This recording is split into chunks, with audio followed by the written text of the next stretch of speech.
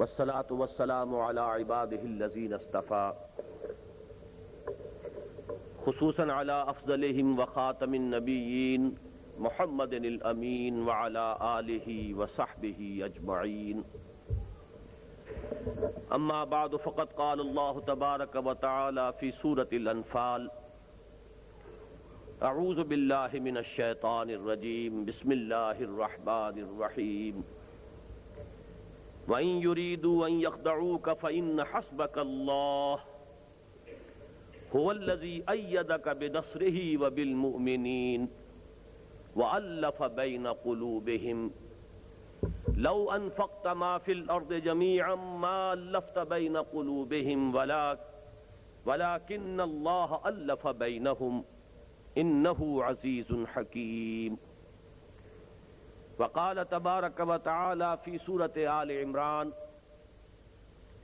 یا ایھا الذین آمنوا اتقوا اللہ حق تقاتہ ولا تموتن الا وانتم مسلمون واعتصموا بحبل اللہ جميعا ولا تفرقوا واذکروا نعمت اللہ علیکم اذ کنتم اعداء فألف بین قلوبکم فاصبحتم بنعمتہ اخوانا وَكُنْتُمْ عَلَى شَفَا حُفْرَةٍ مِّنَ النَّارِ فَأَنْقَذَكُم مِّنْهَا كَذَلِكَ يُبَيِّنُ اللَّهُ لَكُمْ آيَاتِهِ لَعَلَّكُمْ تَهْتَدُونَ.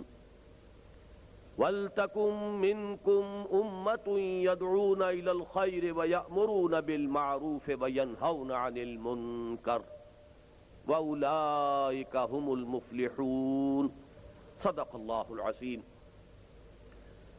رب اشرح لي صدري ويسر لي امري واحلل عقدة من لساني يفقهوا قولي.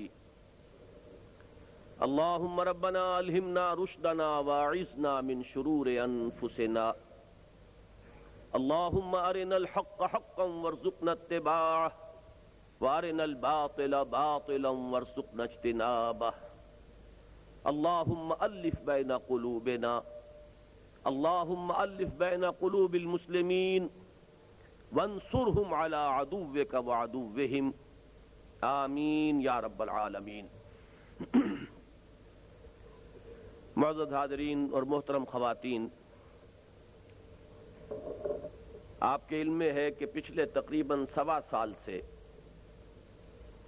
شام الہدیٰ کراچی کا جو یہ سلسلہ چل رہا تھا وہ شدید بے قاعدگی کا شکار ہے. اس سے پہلے لگ بھگ 2 سال تک ہمارا یہ پروگرام بڑی پابندی سے، بڑی باقاعدگی سے ہر انگریزی ماہ کے آخری سوموار کو اکثر و بیشتر اپنے پروگرام کے مطابق منعقد ہوتا رہا. اسی پابندی کا اور اسی تسلسل کا نتیجہ یہ تھا کہ اس سے دلچسپی مسلسل بڑھ رہی تھی، ذوق و شوق میں اضافہ ہو رہا تھا. لیکن ابھی جو ماہ محرم الحرام گیا ہے، اس سے پہلے پچھلے سال کے محرم میں لاہور میں جو میری ایک تقریر کے اخباری اطلاع پر ایک شدید ہنگامہ ہوا، شہر میں جو ہمارا دفتر ہے اس پر حملہ ہوا، توڑ پھوڑ ہوئی.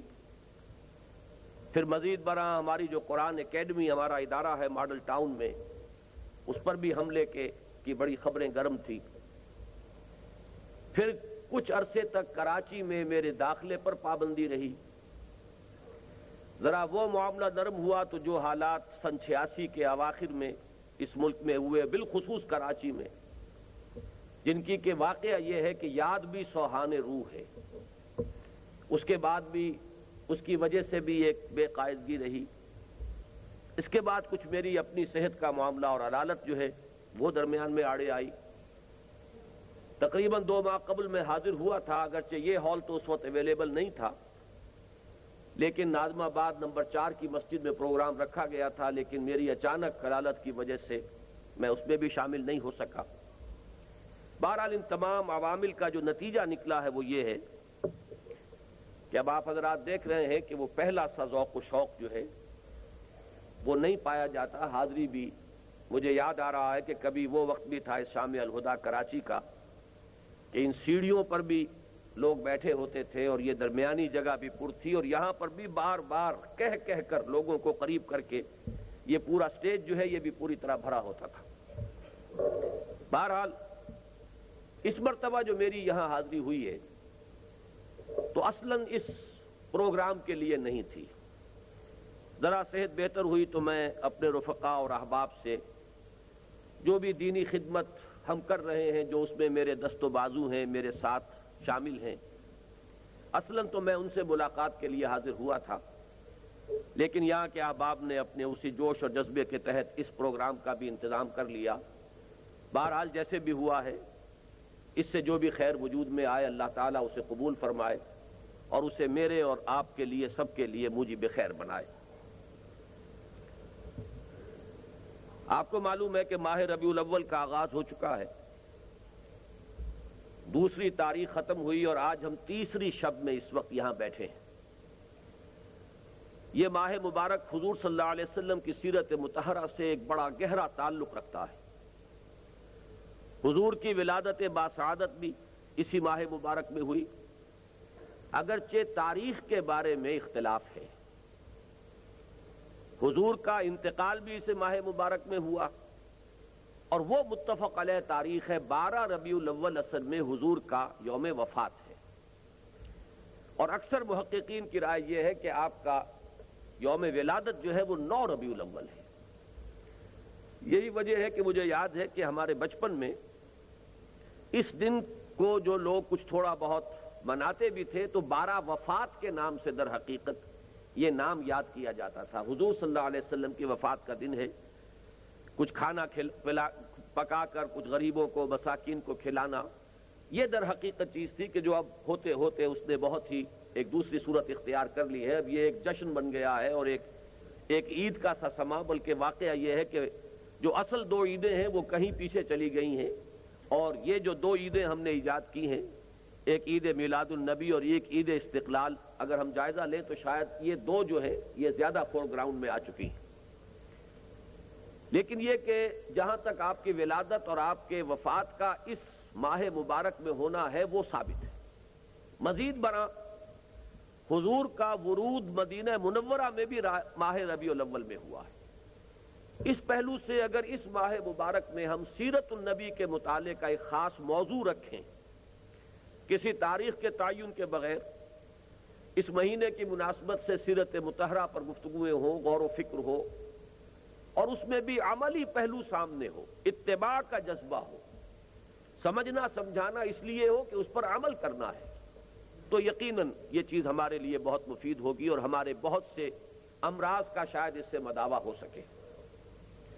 تو میں نے بھی اس مرتبہ یہاں، ویسے بھی چونکہ اب عنوانات کا تسلسل ٹوٹ چکا ہے، یہ جو بے قاعدگی رہی ہے، وہ جو درس قرآن کا سلسلہ چل رہا تھا ایک خاص نظم کے ساتھ، اس میں رکھنا پڑ چکا ہے، تو میں نے بھی اس مرتبہ یہ طے کیا کہ 2-3 جو اجتماعات ہو رہے ہیں میری اس آمد کے موقع پر، وہ سب سیرت النبی صلی اللہ علیہ وسلم کے حوالے ہی سے۔ اور آج جیسا کہ آپ کو معلوم ہے، اس وقت ہماری یعنی مسلمانان پاکستان کی جو سب سے بڑی ضرورت ہے اور ہمارا جو سب سے بڑا مسئلہ ہے، اس کے ضمن میں رہنمائی سیرت نبوی سے علی صاحب الصلاۃ والسلام یہ ہے کہ جس کے بارے میں مجھے آج اس وقت آپ کے سامنے اظہار خیال کرنا ہے۔ ہر شخص جانتا ہے کہ اس وقت سب سے بڑا مسئلہ ہمارا تحفظ و استحکام پاکستان ہے۔ جو لوگ بالکل ہی اپنے ذاتی حالات میں یا اپنے آرام اور عیش میں یا اپنے ذاتی مسائل کے اندر گم ہو جاتے ہیں، ان کو چھوڑ کر جس شخص کے اندر بھی کچھ بھی شعور ہے ملی اور قومی اور ملکی، آپ کو معلوم ہے کہ وہ سخت تشویش سے دوچار ہے۔ بڑے بھیانک خطرات ہیں کہ جو چاروں طرف سے عمدے نظر آ رہے ہیں، اور ایک سب کانشس مائنڈ میں، ایک تحت شعور میں خوف ہے جو بالعموم طاری ہو چکا ہے۔ یہ جو تحفظ و استحکام میں پاکستان کا مسئلہ ہے، اس سے میری دلچسپی کس حد تک ہے آپ کو معلوم ہے کہ اگرچہ میں کوئی مصنف نہیں ہوں، میری جو بھی دینی خدمت کچھ ہوئی ہے وہ زیادہ سپوکن ورڈ کے ذریعے سے ہوئی ہے، درس قرآن ہے، خطابات ہیں، میں مصنف نہیں ہوں، میری تقاریر ہی اکثر و بیشتر ٹیپ سے اتار کر شائع کر دی گئی ہیں، کچھ ہیں میری چیزیں جو براہ راست میں نے تحریر کی ہیں لیکن بہت کم۔ اس کے باوجود آپ کے علم میں ہے کہ میں نے 2 کتابیں استحکام پاکستان اور استحکام پاکستان اور مسئلہ سندھ کے عنوان سے لکھی۔ اس سے ظاہر ہوتا ہے کہ میرا اس کے ساتھ کتنا گہرا ایک قلبی اور ذہنی ربط ہے اس مسئلے کے ساتھ، اور میرے قریبی احباب جانتے ہیں کہ جو کچھ کراچی میں ہوا ہے سن 86 کے اواخر میں اور اس کے بعد سے اس کے آثار جو ابھی تک مسلسل چلے آ رہے ہیں۔ اب بھی کراچی کا ایک علاقہ وہ ہے کہ جہاں مسلسل رات کا کرفیو جو ہے وہ نافذ ہے۔ یہ حالات جو ہے ان کو دیکھ کر شدید طبیعت نے اثر لیا، اور میری علالت کے بھی اسباب میں سے سب سے بڑا سبب یہی ہے کہ ایک بڑا دھکا لگا اور بڑا صدمہ ہوا کہ ماں درچے خیال و فلک درچے خیال، ہم کیا امیدیں لیے بیٹھے ہیں اس ملک کے بارے میں اور حالات کدھر جا رہے ہیں۔ مجھے یاد ہے ایک شعر بڑا پیارا کہا تھا نعیم صدیقی صاحب نے، یہ اس زمانے کی بات میں کر رہا ہوں جبکہ میں طالب علم تھا، جمعیت طلبہ کا کارکن تھا۔ تو ایک شعر ان کا مجھے یاد ہے کہ آندھیوں سنبھل کے چلو اس دیار میں، امید کے چراغ جلائے ہوئے ہیں ہم، کن امیدوں سے یہ ملک بنا تھا، کن امنگوں سے، کن ولولوں سے۔ میں بھی ایک نوجوان طالب علم کی حیثیت سے وہ نعرے لگانے میں بہرحال شریک رہا تھا کہ پاکستان کا مطلب کیا، لا الہ الا اللہ، اور لے کے رہیں گے پاکستان، اور مسلم ہے تو مسلم لیگ میں آ۔ ہائی اسکول کے ایک طالب علم کا جتنا شعور ہو سکتا ہے، بہرحال اس شعور کے ساتھ، اگرچہ یہ میں آپ سے عرض کر دوں کہ اس دور میں ایسا محسوس ہوتا ہے کہ ہمارے شعور کی سطح ایک دم بہت بلند ہو گئی تھی۔ یہ کچھ قومی اور ملی حالات ہوتے ہیں جن کے کچھ اثرات مترتب ہوتے ہیں، اس لیے کہ میں اب خود حیران ہوتا ہوں جب مجھے یہ یاد آتا ہے کہ سن 38 میں کل 6 برس کی میری عمر تھی، اور سن 38 میں علامہ اقبال کے انتقال کو اور مصطفیٰ کمال پاشا کے انتقال کو میں نے اپنے ذاتی صدمے کی حیثیت سے محسوس کیا تھا۔ اس وقت فضا میں کچھ ایسی کیفیات تھیں کہ جو لوگ صاحب شعور تھے اور اس عمر میں تھے، جو شعور کی عمر ہے، ان کا تو معاملہ اور ہے، بچوں کے اندر بھی بڑے احساسات ان کے بیدار تھے، اور ان کے اندر بھی ایک قومی اور ملی شعور جو ہے وہ انگڑائیاں لے رہا تھا۔ علامہ اقبال کی شاعری نے، واقعہ یہ ہے، اور وہ بہت سادہ الفاظ میں بھی جو ان کے ترانے تھے، چین و عرب ہمارا، ہندوستان ہمارا، تو یہ ترانے اس وقت اس فضا کے اندر گونج رہے تھے۔ اس اعتبار سے اس وقت جو حالات تھے وہ میں اب یاد کرتا ہوں تو حیرت ہوتی، لیکن یہ کہ کن امنگوں سے، کن ولولوں سے، کن امیدوں سے یہ ملک حاصل کیا گیا، جو قربانیاں اس کے لیے دی گئی ہیں، اس کے لیے میں اکثر جھجکتا ہوں لفظ قربانی استعمال کرنے کے لیے۔ وہ ایک مجبوری حادثے کے طور پر ہوا جو ہوا، وہ کوئی منظم جیسے کہ کوئی جماعت یا تحریک کسی کام کے لیے قربانی پیش کرتی ہے، وہ اس طرح کی بات نہیں تھی۔ لیکن یہ واقعہ تو اپنی جگہ پر ہے کہ لاکھوں جانیں گئی ہیں، ہزاروں کی تعداد میں عصمتیں لوٹی ہیں، کتنی ہی مسلمان خواتین ہیں کہ جو سکھوں اور ہندوؤں کے قبضے میں رہیں اور پھر وہیں رہ گئیں۔ یہ تمام حوادث جو ہے پیش آئے اس ملک کے لیے، تو یہ قیمت بہرحال ہمیں دینی پڑی، چاہے ہم نے کسی اپنے پلاننگ کے تحت، کسی منظم سکیم کے تحت یہ قربانی دی، یا یہ کہ مجبوراً وہ قربانی ہم سے لے لی گئی۔ لیکن یہ کہ اس میں کوئی فرق واقع نہیں ہوتا کہ یہ اتنی بڑی قربانیاں دے کر یہ ملک بنا ہے۔ اگر تقسیم ہند کا معاملہ نہ ہوتا تو اس طرح کے جو بھی قتل عام اس وقت ہوئے وہ نہ ہوتے۔ ہندو کے لیے یہ بہت بڑے صدمے کی بات تھی، اور اس کے لیے تو گویا کہ یہ ایک ان کی مقدس گو ماتا کو ذبح کر دینے کے مترادف تھا کہ مہاتما گاندھی تک نے چند مہینے پہلے یہ کہا تھا کہ پاکستان صرف میری لاش کے اوپر بن سکتا ہے۔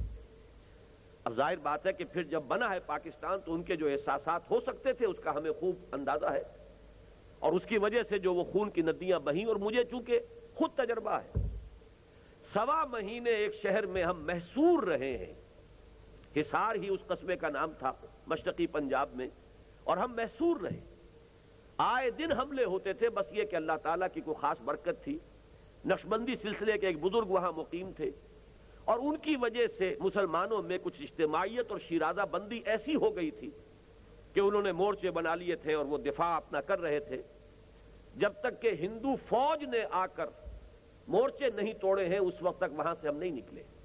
1.25 مہینے مقابلہ کیا ہے، اس میں نہ معلوم کتنے لوگ ہیں کہ جو شہید بھی ہوئے ہیں. پھر 20 دن پیدل قافلے کے ساتھ چل کر پاکستان پہنچنا ہوا تھا.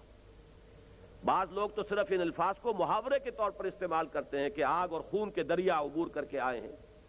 میں تو واقعتاً ان کیفیات سے گزرا ہوں. حصار سے سلیمان کی ہیڈ ورکس تک 170 میل کا فاصلہ 20 دن میں طے کر کے ہم آئے ہیں، اور جو کچھ وہاں ہم پر بیتا ہے، جن لوگوں کو یہاں آرام سے بیٹھے ہوئے آزادی مل گئی ہے، ان کو اس کا سرے سے کوئی شعور ہی نہیں ہو سکتا. لیکن یہ کہ اس سب کو پس منظر میں رکھیے، اب جو ہو رہا ہے، ملک دو لخت ہوا، اس پر بھی ہم جاگے نہیں، بالکل ہوش میں نہیں آئے. میں کسی اور کے بارے میں نہیں کہہ رہا، آپ میں سے ہر شخص اپنے گریبان میں جھانکے کہ سن 71 کے حادثے کے بعد اس نے اپنے معمولات تک میں کوئی فرق کیا. جو رنگ تھا، جو ڈھنگ تھا، صبح سے شام تک کے جو پروگرام تھے، جو پرسوٹس تھے، جس چیز کے لیے کہ ہم بھاگ دوڑ کر رہے تھے، جو ہماری اقدار تھیں، وہ خالص مادہ پرستانہ تھیں یا جو بھی تھیں. لیکن یہ واقعہ ہے کہ سرے منہ فرق نہیں. اتنا بڑا حادثہ، اتنی بڑی شکست، فال آف ڈھاکہ جس پر لوگ دھاڑے مار مار کر روئے حرمین شریفین کے اندر، اتنا بڑا حادثہ، اتنی بڑی شکست کا کلنک کا ٹیکا. 1 لاکھ کے لگ بھگ ہمارے کڑیل جوان ہندو کی قید میں گئے، بھیڑوں بکریوں کی طرح ٹرکوں کے اندر سوار کر کے. کہاں مدھیہ پردیش ہے اور کہاں وہ جو بنگلہ دیش اب بن گیا ہے مشرقی پاکستان. ذرا فاصلے کا اندازہ کیجئے. ٹرکوں کے اندر ہمارے یہ پی او ڈبلیوز جو ہے لے جائے گئے. کس طریقے سے لے جائے گئے وہ کہیں، میں نے تو وہ منظر نہیں دیکھا، سنا ہے کہ ٹی وی پر وہ منظر بھی یہاں دکھائے گئے تھے، لیکن کوئی ہم نے سبق نہیں لیا. اس کے بعد اب جو حالات ہیں، عصبیتوں کا جو ایک طوفان ہے، لاوا ہے کہ جو پھوٹ پڑنے کے لیے تیار ہے، بلکہ گاہے گاہے پھٹ پڑتا ہے. جس صورتحال سے اس وقت ہم دو چار ہیں، میں نے ابھی حال ہی میں کوئی مہینہ سوا مہینہ ہوا ہے لاہور میں، جہاں میں جمعے کا خطاب کرتا ہوں مسجد دارالسلام میں، مفصل تقریر کی اس پر. تازہ میثاق شاید اس کے کچھ نسخے ابھی ہوں باہر کے سٹال پر. اس میں وہ پوری تقریر، حالانکہ اس سے پہلے ایسا نہیں ہم کرتے تھے، لمبی تقریریں جو ہیں وہ کئی قسطوں میں شائع ہوتی تھی، پوری تقریر ایک پرچے میں شائع کی، جس میں میں خاکم بدہن آپ کو بتا رہا ہوں کہ قرآن مجید میں ایک سے زائد مقام پر یہ الفاظ آئے ہیں مشرکین مکہ کو خطاب کر کے کہ تم دیکھ نہیں رہے، اولم یروا انا ناتی الارض ننقصها من اطرافها. تم جو یہاں مسلمانوں کو ستا رہے ہو اور تم سمجھ بیٹھے ہو کہ مسلمان دبے ہوئے ہیں اور محمد الرسول اللہ صلی اللہ علیہ وسلم اور ان کے ساتھی رضوان اللہ تعالی علیہ مجمعین کمزور ہیں، ہم نے انہیں دبایا ہوا ہے. ذرا باہر کی طرف بھی دیکھو کس طریقے سے ہم تمہارے گرد گھیرا تنگ کرتے ہوئے چلے آ رہے ہیں. یعنی حضور صلی اللہ علیہ وسلم کی دعوت جو مکے کے اطراف و جوانب میں جو قبائل تھے ان میں پھیل رہی تھی. اس کا نتیجہ کیا نکلنے والا تھا کہ اگرچہ اندرون مکہ حضور صلی اللہ علیہ وسلم کی طاقت ابھی ظاہر نہیں ہو رہی، لیکن یہ کہ اس دعوت کے اثرات جو ہے ماحول میں اور اس کے نتیجے میں اب گھیرا تنگ ہو رہا ہے. اے قریش، اے مشرکین مکہ، اے سرداران قریش، ہوش میں آؤ، دیکھو. اولم یروا انا ناتی الارض ننقصها من اطرافها. ہم تو تمہارے گرد گھیرا تنگ کرتے آ رہے ہیں. میں نے ان آیات کے حوالے سے عرض کیا تھا کہ ذرا باہر اگر ہم نظر دوڑائیں تو نظر آتا ہے کہ گھیرا تنگ سے تنگ تر ہوتا چلا جا رہا ہے. مشرق کو دیکھیے، مغرب کو دیکھیے، شمال مغرب کی طرف دیکھیں تو رشیا اب آپ کے دروازے پر نہیں ہے، آپ کے ملک کے اندر ہے. اس لیے کہ سب کو معلوم ہے، یہ کوئی راز کی بات نہیں ہے کہ ٹرائبل بیلٹ میں جتنی انفلٹریشن ہو چکی ہے، جتنا پیسہ تقسیم کیا جا چکا ہے، جتنا اسلحہ تقسیم کیا جا چکا ہے، ہیلی کاپٹرز آ رہے ہیں لدے ہوئے اور وہاں وہ اسلحہ تقسیم کر کے جا رہے ہیں، تو یہ سب ایکسرسائز ان فیوٹیلٹی تو نہیں. کوئی نقشے ہیں، تیری بربادیوں کے مشورے ہیں آسمانوں میں. پھر یہ کہ اس کی پالیسی، وہ جس کو انگریزی میں کہتے ہیں کیرٹ اینڈ سٹک، ایک طرف یہ ہے دھمکی ہے، اندر جو کچھ ہو رہا ہے یہ تخریب کاری وہ ہے. ہماری جو بھی قوت ارادی ہے اس کو مزمحل کر کے گھٹنے ٹکوانے کا اہتمام جتنا بھی وہ کر سکتے ہیں کر رہے ہیں. اور ابھی آپ نے سنا ہوگا بہت بڑی امداد کی وہ کیرٹ جو ہے، وہ گاجر جو ہے وہ بھی پیش کی گئی ہے کہ چاہے خوف سے، دباؤ سے اور چاہے لالچ سے، آؤ کسی طریقے سے ہمارے سامنے سجدہ کرو، سر بسجود ہو جاؤ. ایک طرف وہ معاملہ ہے. جنوب مغرب کا معاملہ اس سے بھی زیادہ اس وقت پیچیدہ ہو چکا ہے. امریکہ بہرحال ہم چاہے اس کو کہیں یا نہ کہیں ہم اس کے مستقل الائی ہیں, وہ ہمارا سرپرست ہے, ہم نے اسی طریقے سے اس کو قبول کیا ہے, اگرچہ یہ الفاظ مناسب نہیں ہیں, لیکن یہ کہ بہرحال جو حقیقت ہے وہ حقیقت ہے.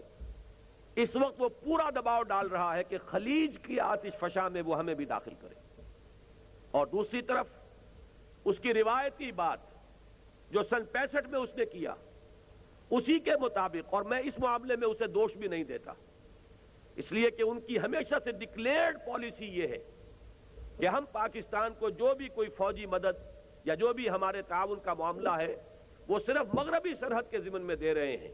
اگر بھارت سے کوئی جنگ ہوئی تو ہم قطعاً کوئی مدد نہیں کریں. آپ کو یاد ہوگا سن 65 میں کس قدر گہرے ہمارے مراسم تھے, اور عین وقت پر سپیئر پارٹس کی ترسیل روک دی گئی تھی. گویا کہ مفلوج کر دینا کسی فوج کو, اس میں کوئی باک محسوس نہیں کیا تھا امریکہ نے.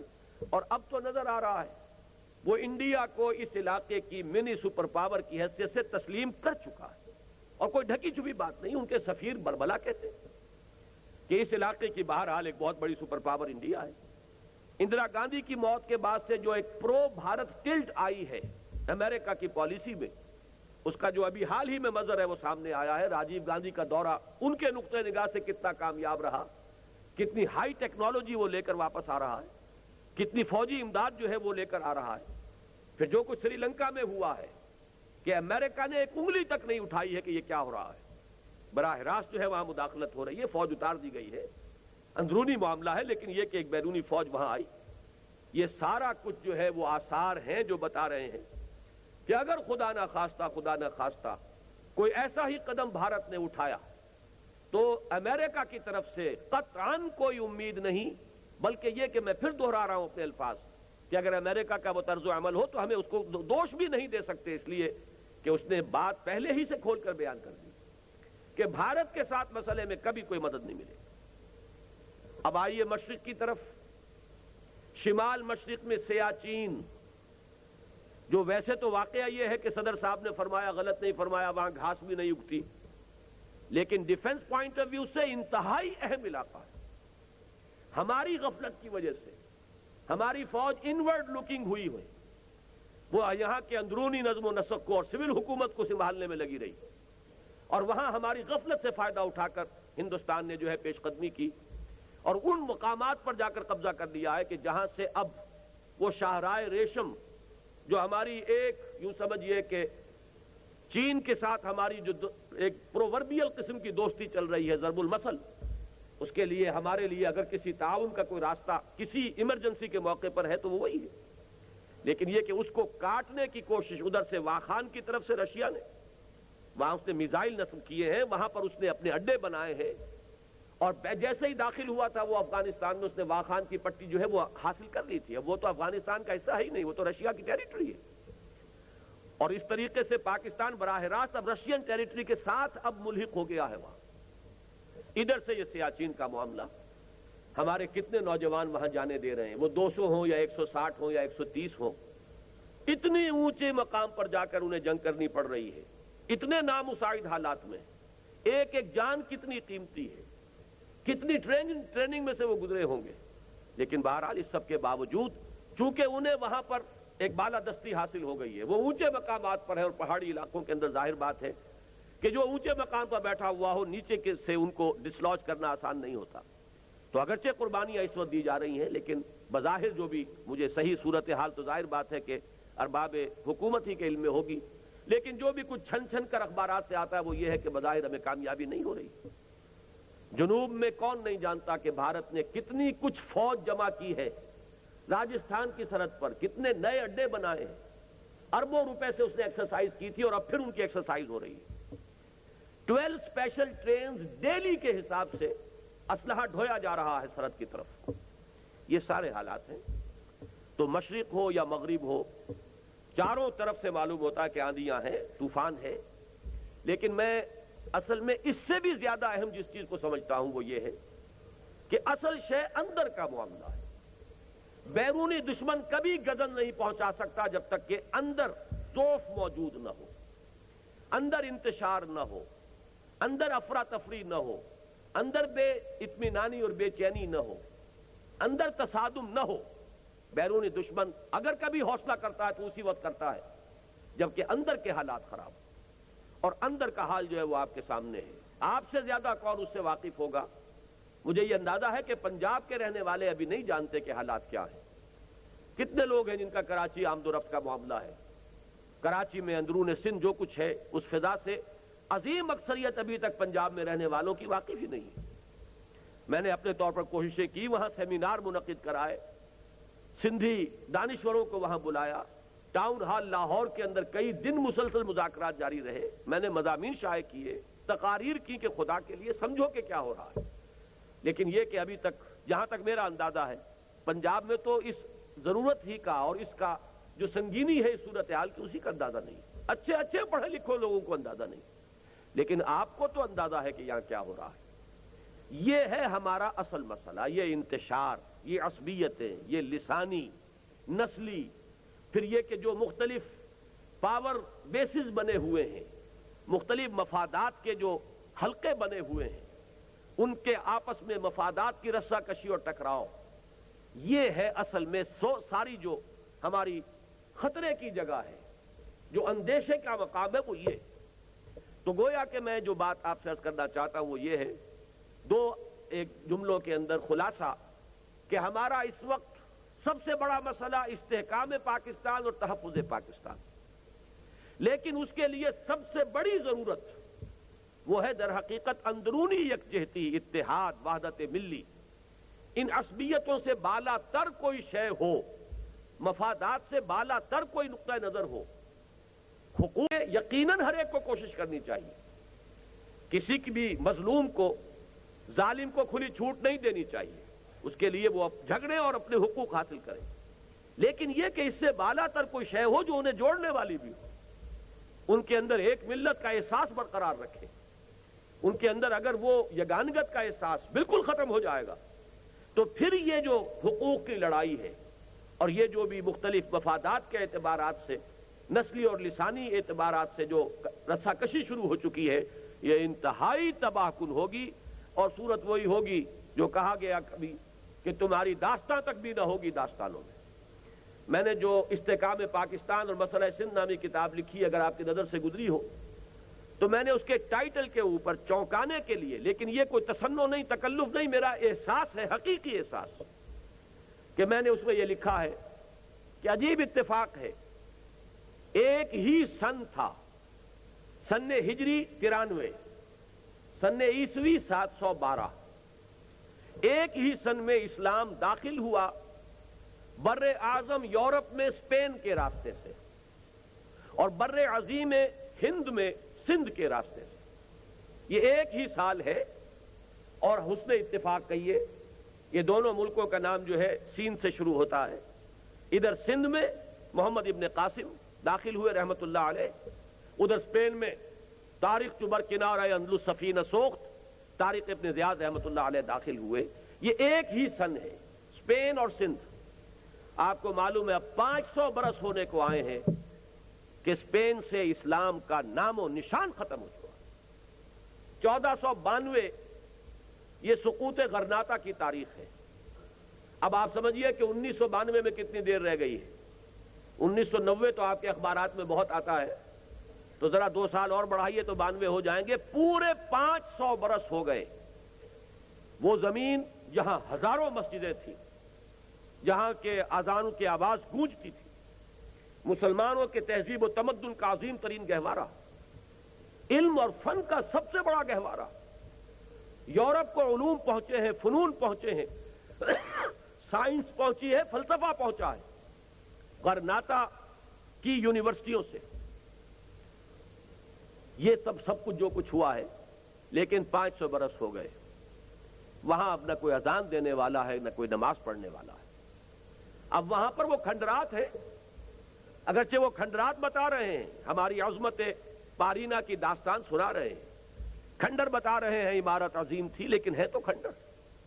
قرآن مجید میں بعض ان قوموں کا کہ جن کا اللہ تعالیٰ نے خاتمہ کیا عذاب استیصال کے ذریعے سے، ان کا ذکر ہوتا ہے ان الفاظ میں کہ لا یرا الا مساکنہم، اب ان کے مسکن نظر آتے ہیں، ان میں رہنے والوں کا کوئی نام و نشان نہیں رہا. محل ہیں، ان محلوں میں بسنے والوں کا کوئی نام لیوا تک نہیں رہا. تو میں نے لکھا تھا اگر خدا نہ خواستہ جو کچھ حالات سندھ کے اندر پروان چڑھ رہے ہیں، ان کی وجہ سے اگر پاکستان کی سالمیت اور یکجہتی کو کوئی نقصان پہنچا تو یہ معاملہ صرف بر صغیر، صرف پاکستان کا نہیں ہوگا، بلکہ پورے بر عظیم ہند و پاک میں ہو سکتا ہے خاکم بدہن معاذ اللہ ثم معاذ اللہ، لیکن ہو سکتا ہے کہ بالکل اسپین کی تاریخ دہرا دی جائے. اس لیے کہ coming events cast their shadows before. ابھی جو کچھ ہوا ہے چند ماہ پیشتر آپ کو یاد ہوگا کہ اگرچہ 40 سال کے دوران مسلمانوں کا خون بہتا رہا ہندوستان میں، لیکن اس انداز میں کبھی نہیں بہا تھا جس انداز میں کہ میرٹھ کارنیج جسے آپ کہتے ہیں، قتل عام کھڑے ہو کر جس طریقے سے کہ گولیوں سے اڑائے گئے ہیں مسلمان، فسادات ہوتے تھے، پولیس ساتھ دیتی تھی ہندوؤں کا، کچھ ادھر کے بھی شہید ہوتے تھے، کچھ ادھر کے بھی مرتے تھے، یہ سب کچھ تھا. میں جب پہلی مرتبہ بھارت گیا ہوں پاکستان آنے کے بعد سن 47 میں جب کراس کیا تھا بارڈر، تو سن 80 میں دوبارہ جانا ہوا تھا. پوری ثلث صدی کے بعد 1/3 آف اے سینچری، اس وقت میں ایک اطمینان لے کر آیا تھا. مجھ سے کہا تھا ہندوستان کے متعدد شہروں کے مسلمانوں نے، اور میں بہت ہی مطمئن ہو کر آیا تھا، اور ان کی اس بات سے مجھے ایک طرح سے خوشی ہوئی تھی، اگرچہ اس میں ہمارے لیے بڑا طنز تھا، مسلمانوں نے پاکستان کے لیے، میرے لیے بھی اور آپ کے لیے بھی. ان کا کہنا یہ تھا کہ سن 71 تک ہم یہ سمجھتے تھے کہ پاکستان ہمارا محافظ ہے. سن 71 کے بعد سے اب ہماری سوچ یہ ہے کہ پاکستان تو اپنی ہی حفاظت کر لے تو بہت بڑی بات ہے، ہماری حفاظت کیا کرے گا. ہمیں تو خود یہاں رہنا ہے، یہاں جینا ہے، یہاں مرنا ہے، اور اب مرنا ہے تو بھیڑوں بکریوں کی طرح نہیں مرنا ہے، مار کر مرنا ہے. تو میں ایک اطمینان لے کر آیا تھا. لیکن یہ کہ اب جو کچھ ہوا ہے وہاں، واقعہ یہ ہے کہ یہ ساری کیفیت وہاں برقرار رہی ہے. احمد آباد میں بھی مسلمان نے پھر اس طرح بھیڑوں بکریوں کی طرح پر ذبح ہونا گوارا نہیں کیا. علی گڑھ کا مسلمان بھی جو ہے اس نے مقابلہ کیا. لیکن جو کچھ میرٹھ میں ہوا ہے یہ ہے اصل میں آئی اوپنر کہ اگر حالات کہیں پاکستان کے خراب ہو گئے، ہندو ایک سائیکی ہے، ہندو کی ایک اس کی ذہنیت ہے، چاہے وہ ہم سے اس وقت 10 گنا بڑا ہو چکا ہو اور طاقتور ہو چکا ہو، 100 گنا بھی ہو جائے، تب بھی ایک خوف اس کے ذہن میں ہے. جب تک شمال مغرب میں ہندوستان کے، یہ پاکستان کے نام سے ملک موجود ہے، اس کے ذہن میں خوف ہے، اور یہ خوف ہے جو اسے روکے ہوئے. جس روز یہ خوف ختم ہو گیا، میں نے ابھی تھوڑی دیر ہوئی ایک صاحب سے بات ہو رہی تھی تو مایوسی کا ایک مظہر میرے سامنے آیا، اور مجھے یاد آیا سن 48 کا ایک واقعہ، وہ بھی میں آپ کو سنا دوں. میرے والد صاحب اس وقت پاکستان آنے کے فوراً بعد قصور میں سرکاری ملازم تھے، وہاں پر ان کی اس وقت پوسٹنگ تھی. میں گورنمنٹ کالج لاہور میں پڑھتا تھا، ہر اتوار کو میں جاتا تھا، 30 میل کا تو کل فاصلہ ہے. وہاں میں نے دیکھا کہ بہت سے میو قافلے واپس ہندوستان جا رہے ہیں. وہ راستہ وہی تھا قصور سے ہو کر اور فیروز پور کی طرف. ہزاروں کی تعداد میں قافلہ در قافلہ میو جو آئے تھے پاکستان، وہ اب واپس جا رہے ہیں ہندوستان. میں نے ایک بوڑھے میو سے پوچھا کہ کیا وجہ ہے، آپ کیوں آئے تھے یہاں، اب آئے تھے تو جا کیوں رہے؟ یہ نظرات کو اس علاقے کی بولی کا کوئی اندازہ ہے، وہ میں صحیح تو شاید پروناؤنس نہ کر سکوں، لیکن میں چاہتا ہوں جو میرے قلب کے اوپر وہ منقش ہیں الفاظ. انہوں نے اپنی خاص میواتی زبان میں کہا، کلمان کا مارا ڈولا ڈولا پھرا ہاں، کلمان نہ قدر نہ کی لوا جانا ہندو ہو جاؤں کہ کلمے کی وجہ سے ہم پریشان گھوم رہے ہیں. ان کا مطالبہ یہ تھا کہ ہمیں یکجا آباد کرو، ایک ضلع سے آئے ایک ضلع میں آباد کرو، چاہے وہ بارڈر ڈسٹرکٹ ہو، ہمیں پرواہ نہیں ہے، ایک ضلع میں آباد کرو. لیکن انہیں منتشر کیا جا رہا تھا، کوئی کہیں چلا جائے کوئی کہیں چلا جائے. اس پر وہ اڑ گئے تھے، اور بالآخر انہوں نے فیصلہ کیا کہ ہم ہندوستان جاتے ہیں. اور یہ جملہ اس بوڑھے میو کی زبان سے میں نے سنا کہ ہم اس کلمے کی وجہ سے پریشان گھوم رہے ہیں، کلمان کا مارا ڈولا ڈولا پھرا. کلمان نے قدر نہیں کی، کلمے نے ہماری قدر نہیں کی. ہم گھر بار چھوڑ کر آئے یہاں پر، لیکن اس کلمے نے ہماری قدر نہیں کی، لوا جانا ہندو ہو جائیں گا. چلو دیکھا جائے گا، اب ہندو ہو جائیں گے، ہندوستان جائیں گے. آج میں نے اپنے ایک دوست اور عزیز کی زبان سے الفاظ سنے کہ جی کچھ بھی ہو جائے، ہندوستان کے ساتھ کنفیڈریشن ہو جائے، یہ ڈیوائیڈڈ فیملیز تو آپس میں ملیں گی، ملنا جلنا تو ہوگا. میرا واقعہ یہ ہے کہ کہ جو میری کیفیت ہوئی اس جملے کو سن کر، اور یہ ظاہر بات ہے کہ یہ کسی ایک شخص کی سوچ نہیں، یہ سوچ بڑے پیمانے پر اب پہنچ گئی، جن کے بھی ذہن سے اوجل ہو گیا ہے یہ پاکستان بنا کیوں تھا، یا مایوسی طاری ہو گئی ہے کہ کچھ نہیں ہو سکتا، اب اس کے بعد اس کا ایک فطری رد عمل جو ہے وہ یہ ہو رہا ہے۔ پوری تاریخ میں نے جو استحکام پاکستان میں لکھا 400 برس کی تاریخ ہے پشت پر، الف ثانی کا پورا تجدیدی سرمایہ جو ہے وہ در حقیقت بر صغیر پاک و ہند میں ہے۔ حضرت مجدد الف ثانی، حضرت شیخ عبد الحق محدث دہلوی، شاہ ولی اللہ دہلوی، تحریک شہیدین، اس کے بعد اس دور میں مولانا شیخ الہند مولانا محمود الحسن رحمۃ اللہ علیہ، پھر جس طریقے سے تبلیغی جماعت، جماعت اسلامی، علامہ اقبال، یہ ساری تاریخ، کیا حال یہ ہمارا ہو گیا ہے کہ پاکستان جن ولولوں سے، جن امیدوں سے، جن آرزوؤں سے، جن امنگوں سے بنایا گیا تھا، آج ہمارے اچھے بھلے لوگوں کے ذہنوں پر اس درجے یاس اور نا امیدی کا رنگ طاری ہو چکا ہے کہ یہ جملہ بھی ایک اچھے بھلے سمجھدار انسان کے ذہن سے، دینی مزاج رکھنے والے انسان کے ذہن سے یہ جملہ بھی برآمد ہوا ہے۔ تو واقعہ یہ ہے کہ اس وقت ہم میں سے ہر شخص کے لیے یہ وہ جو اقبال کا ایک مصرع ہے کہ یہ گھڑی محشر کی ہے تو عرصہ محشر میں ہے، پیش کر غافل عمل کوئی اگر دفتر میں ہے، ہمیں اپنی اس یاس اور نومیدی کی وجہ سے اپنے اعصاب کو شل نہیں ہونے دینا چاہیے، کچھ کرنے کے لیے، اپنے فرض کی ادائیگی کے لیے کمر بستہ رہنا چاہیے۔ یہ ضرور ہے کہ سوچتے رہنا چاہیے کہ ہمارے طریقہ کار میں کہیں خامی تو نہیں۔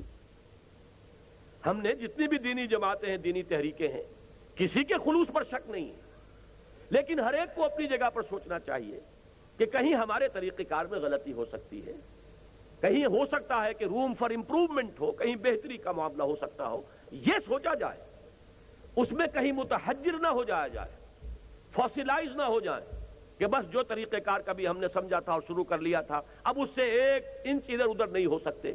یہ ہے چیز کہ جو در حقیقت بیڑیاں بن کر پاؤں کے اندر پڑ جاتی ہے۔ سوچیں، غور کریں، لیکن یاس اور نومیدی کو قریب نہ آنے دیں۔ نہ ہو نومید نومیدی زوال علم و عرفاں ہے، امید مرد مومن ہے خدا کے رازدانوں میں۔ میں یہ جو تمہیدی بات تھی ذرا طویل ہو گئی ہے، اس پس منظر میں آج میں آپ کو بتانا چاہتا ہوں کہ محمد الرسول اللہ صلی اللہ علیہ وسلم کا عطا کردہ نسخہ، اور وہ نسخہ صرف نظری نہیں ہے، صرف علمی نہیں ہے، صرف کہیں لکھا ہوا نہیں ہے، وہ تو جیسے کہ کہا کسی نے کہ سبتست بر جرید عالم دوام ماں، وہ مجرب نسخہ ہے اور تاریخ انسانی میں ثبت ہے کہ حضور نے یہ کام کر کے دکھایا۔ دیکھیے حضور کے معجزات صلی اللہ علیہ وسلم، یہ ایک بڑی طویل بحث ہے۔ حضور کا سب سے بڑا معجزہ قرآن حکیم ہے، زندہ ہے، پائندہ ہے، تابندہ ہے، فاش گوئے ماں کے در دل مزمرست ہی کتابیں نیست چیزیں دیگرست، مثل حق پنہا ہم پیداستو زندہ و پائندہ و گویاستو۔ پھر حضور کی حیات طیبہ میں بے شمار خرق عادت واقعات ہوئے ہیں جنہیں ہم معجزات کی حیثیت سے جانتے ہیں۔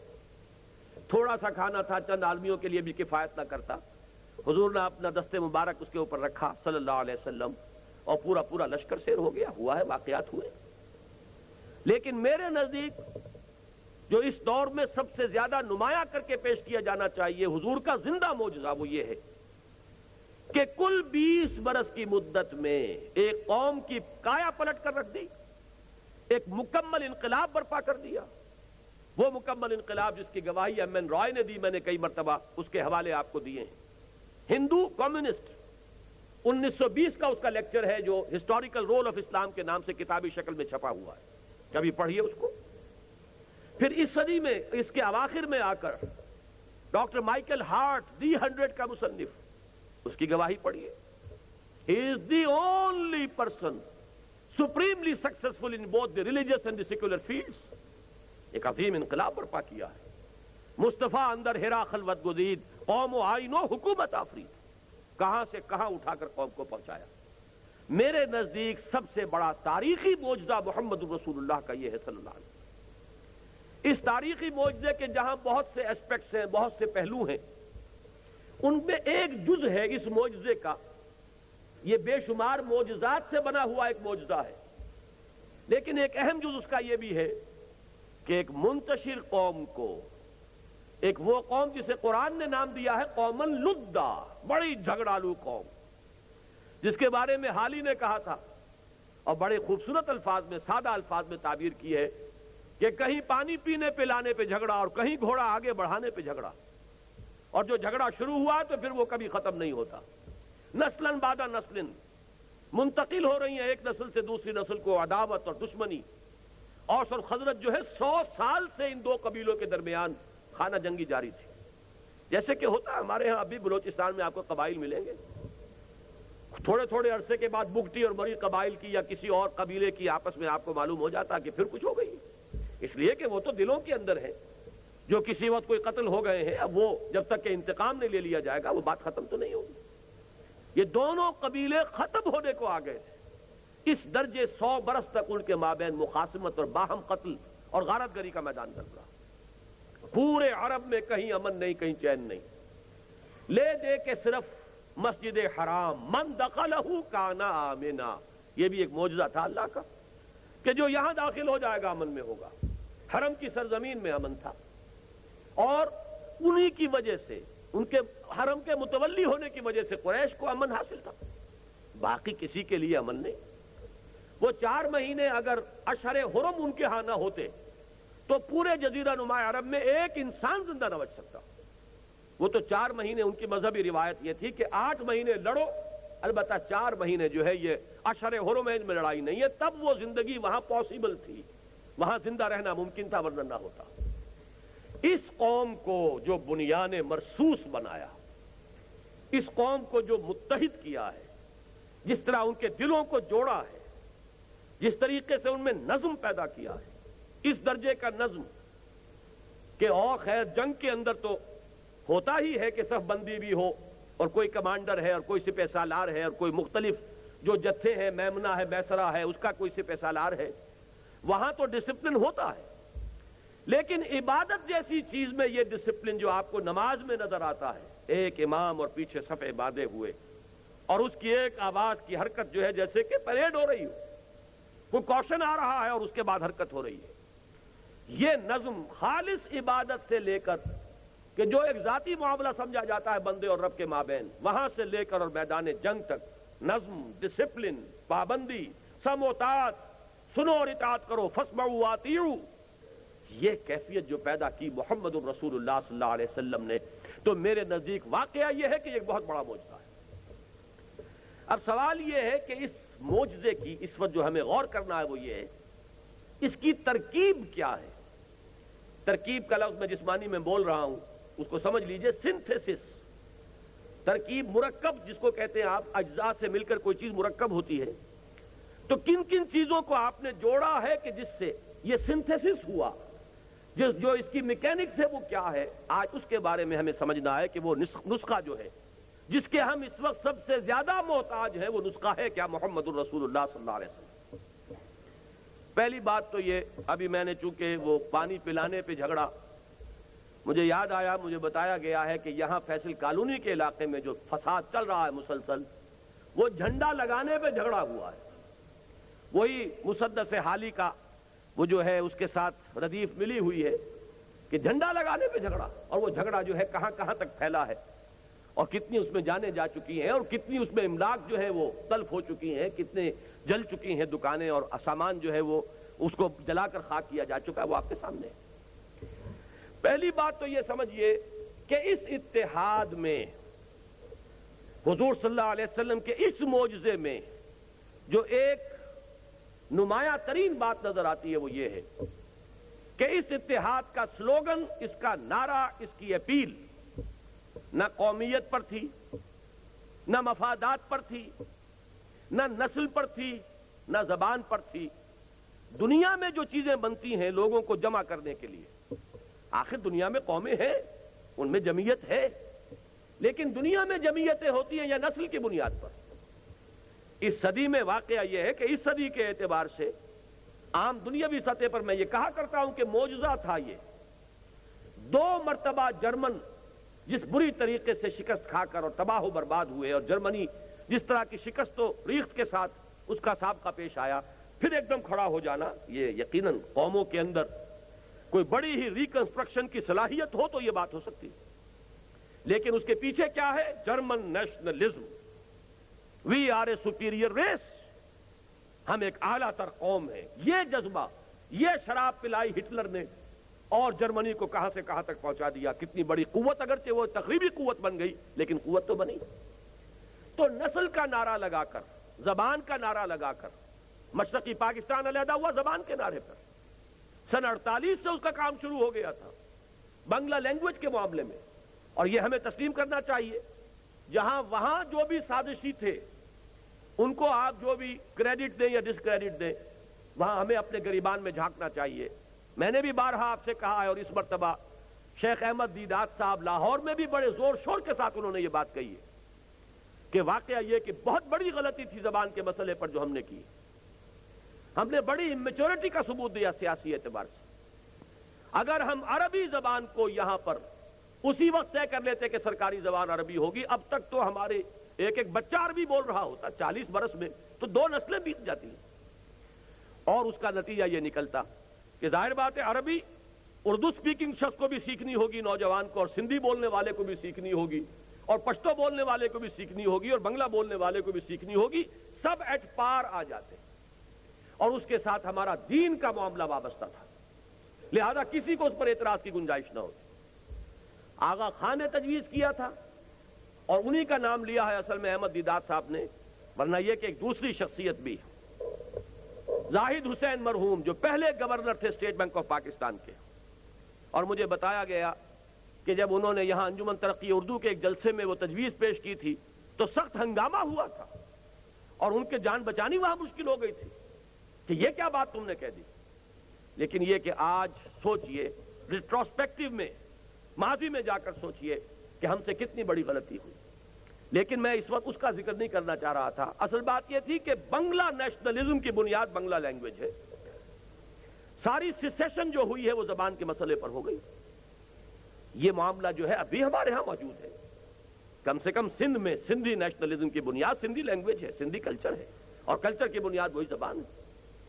لیکن محمد الرسول اللہ صلی اللہ علیہ وسلم کے بارے میں پہلی بات جو سمجھنے کی ہے وہ یہ ہے، اگرچہ اس معاشرے میں نسل پرستی کا بھی عنصر بہت گہرا موجود تھا، بڑے وہ اپنے نسل کے اوپر فخر کیا کرتے تھے، لیکن یہ کہ حضور نے نسل، لسان، دنیاوی مفادات، کسی شے کا نعرہ نہیں لگایا.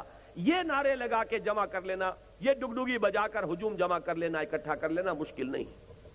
یہ تو دنیا میں ہوتا ہی رہتا ہے. اس قسم کے منفی نعرے کی بجائے محمد الرسول اللہ صلی اللہ علیہ وسلم نے وہ 2 کام کیے ہیں، میں آج گن کر بتا دینا چاہتا ہوں کہ جن سے ایک مثبت اور صحت مند اجتماعیت اور اتحاد وجود میں آتا ہے. انسانوں کا اتحاد ہونا چاہیے 2 چیزوں کی بنیاد پر. ایک نظریات کی ہم آہنگی، نظریہ، فکر، سوچ، اقدار، ویلیوز، فلسفی، جس کے لیے کہ انگریزی زبان میں ایک اصطلاح ہوگی دی ورلڈ ویو. کائنات کے بارے میں تصور کیا ہے، اپنے بارے میں تصور کیا ہے، حیات انسانی کے بارے میں تصور کیا ہے، خیر و شر کے بارے میں تصور کیا ہے، علم کی حقیقت اور اس کے سورسز کے بارے میں تصور کیا ہے. جو فلسفی کے بیسک کوسچنز ہیں، ان سب کے بارے میں جب جواب جمع ہو جاتے ہیں تو اس کو ورلڈ ویو کہا جاتا ہے. یہ کائناتی تصور. اور جرمنی کی ایک اصطلاح ہے جرمن لینگویج کی، ویلٹن شوانگ، یہ نظریہ، فکر، سوچ. ہمارے ہاں اس کے لیے اصطلاح کیا ہے؟ ایمان.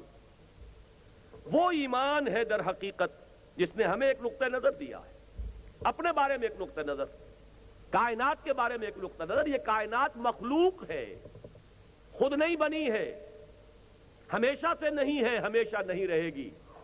یہ مخلوق ہے، ایک خاص وقت پر اس کی تخلیق ہوئی ہے، ایک خاص وقت تک کے لیے تخلیق ہوئی ہے، الی اجل مسمی. یہ حادث ہے، فانی ہے، ایک ذات ہے جو ہمیشہ ہے، ہمیشہ رہنے والی ہے.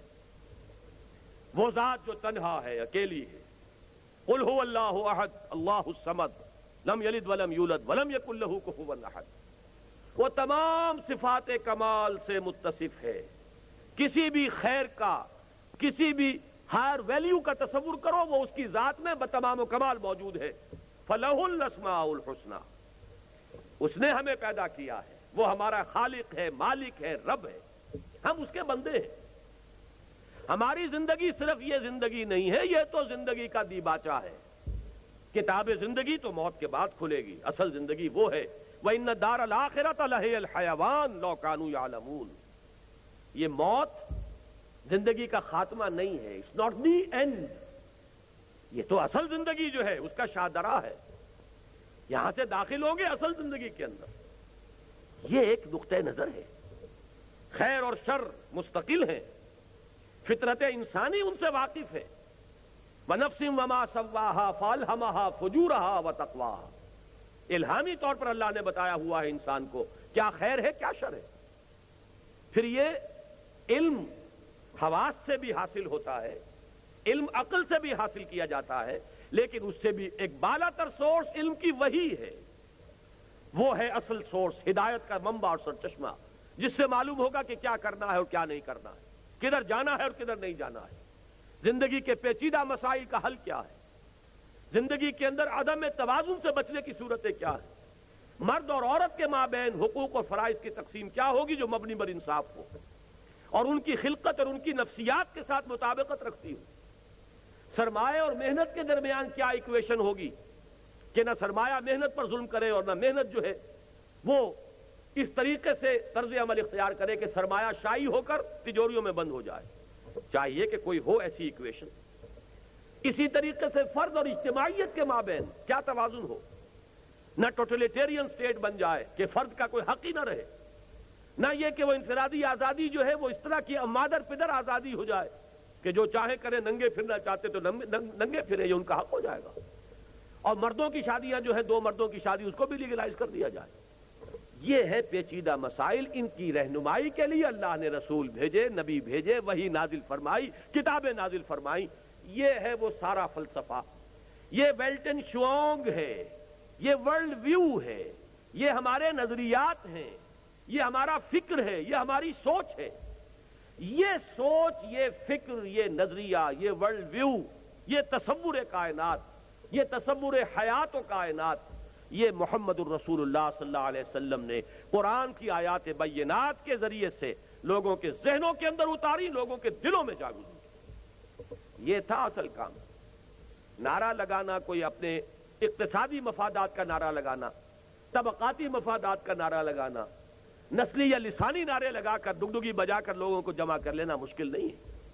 روٹی اور کپڑا اور مکان کا نعرہ لگا کر ایک وقت میں لوگوں کو دیوانہ بنا لینا کہ سب کو دیوانہ بنا سکتی ہے میری ایک ہو، یہ کام مشکل نہیں ہے. مشکل کام یہ ہے اس نظریے کو اتارنا.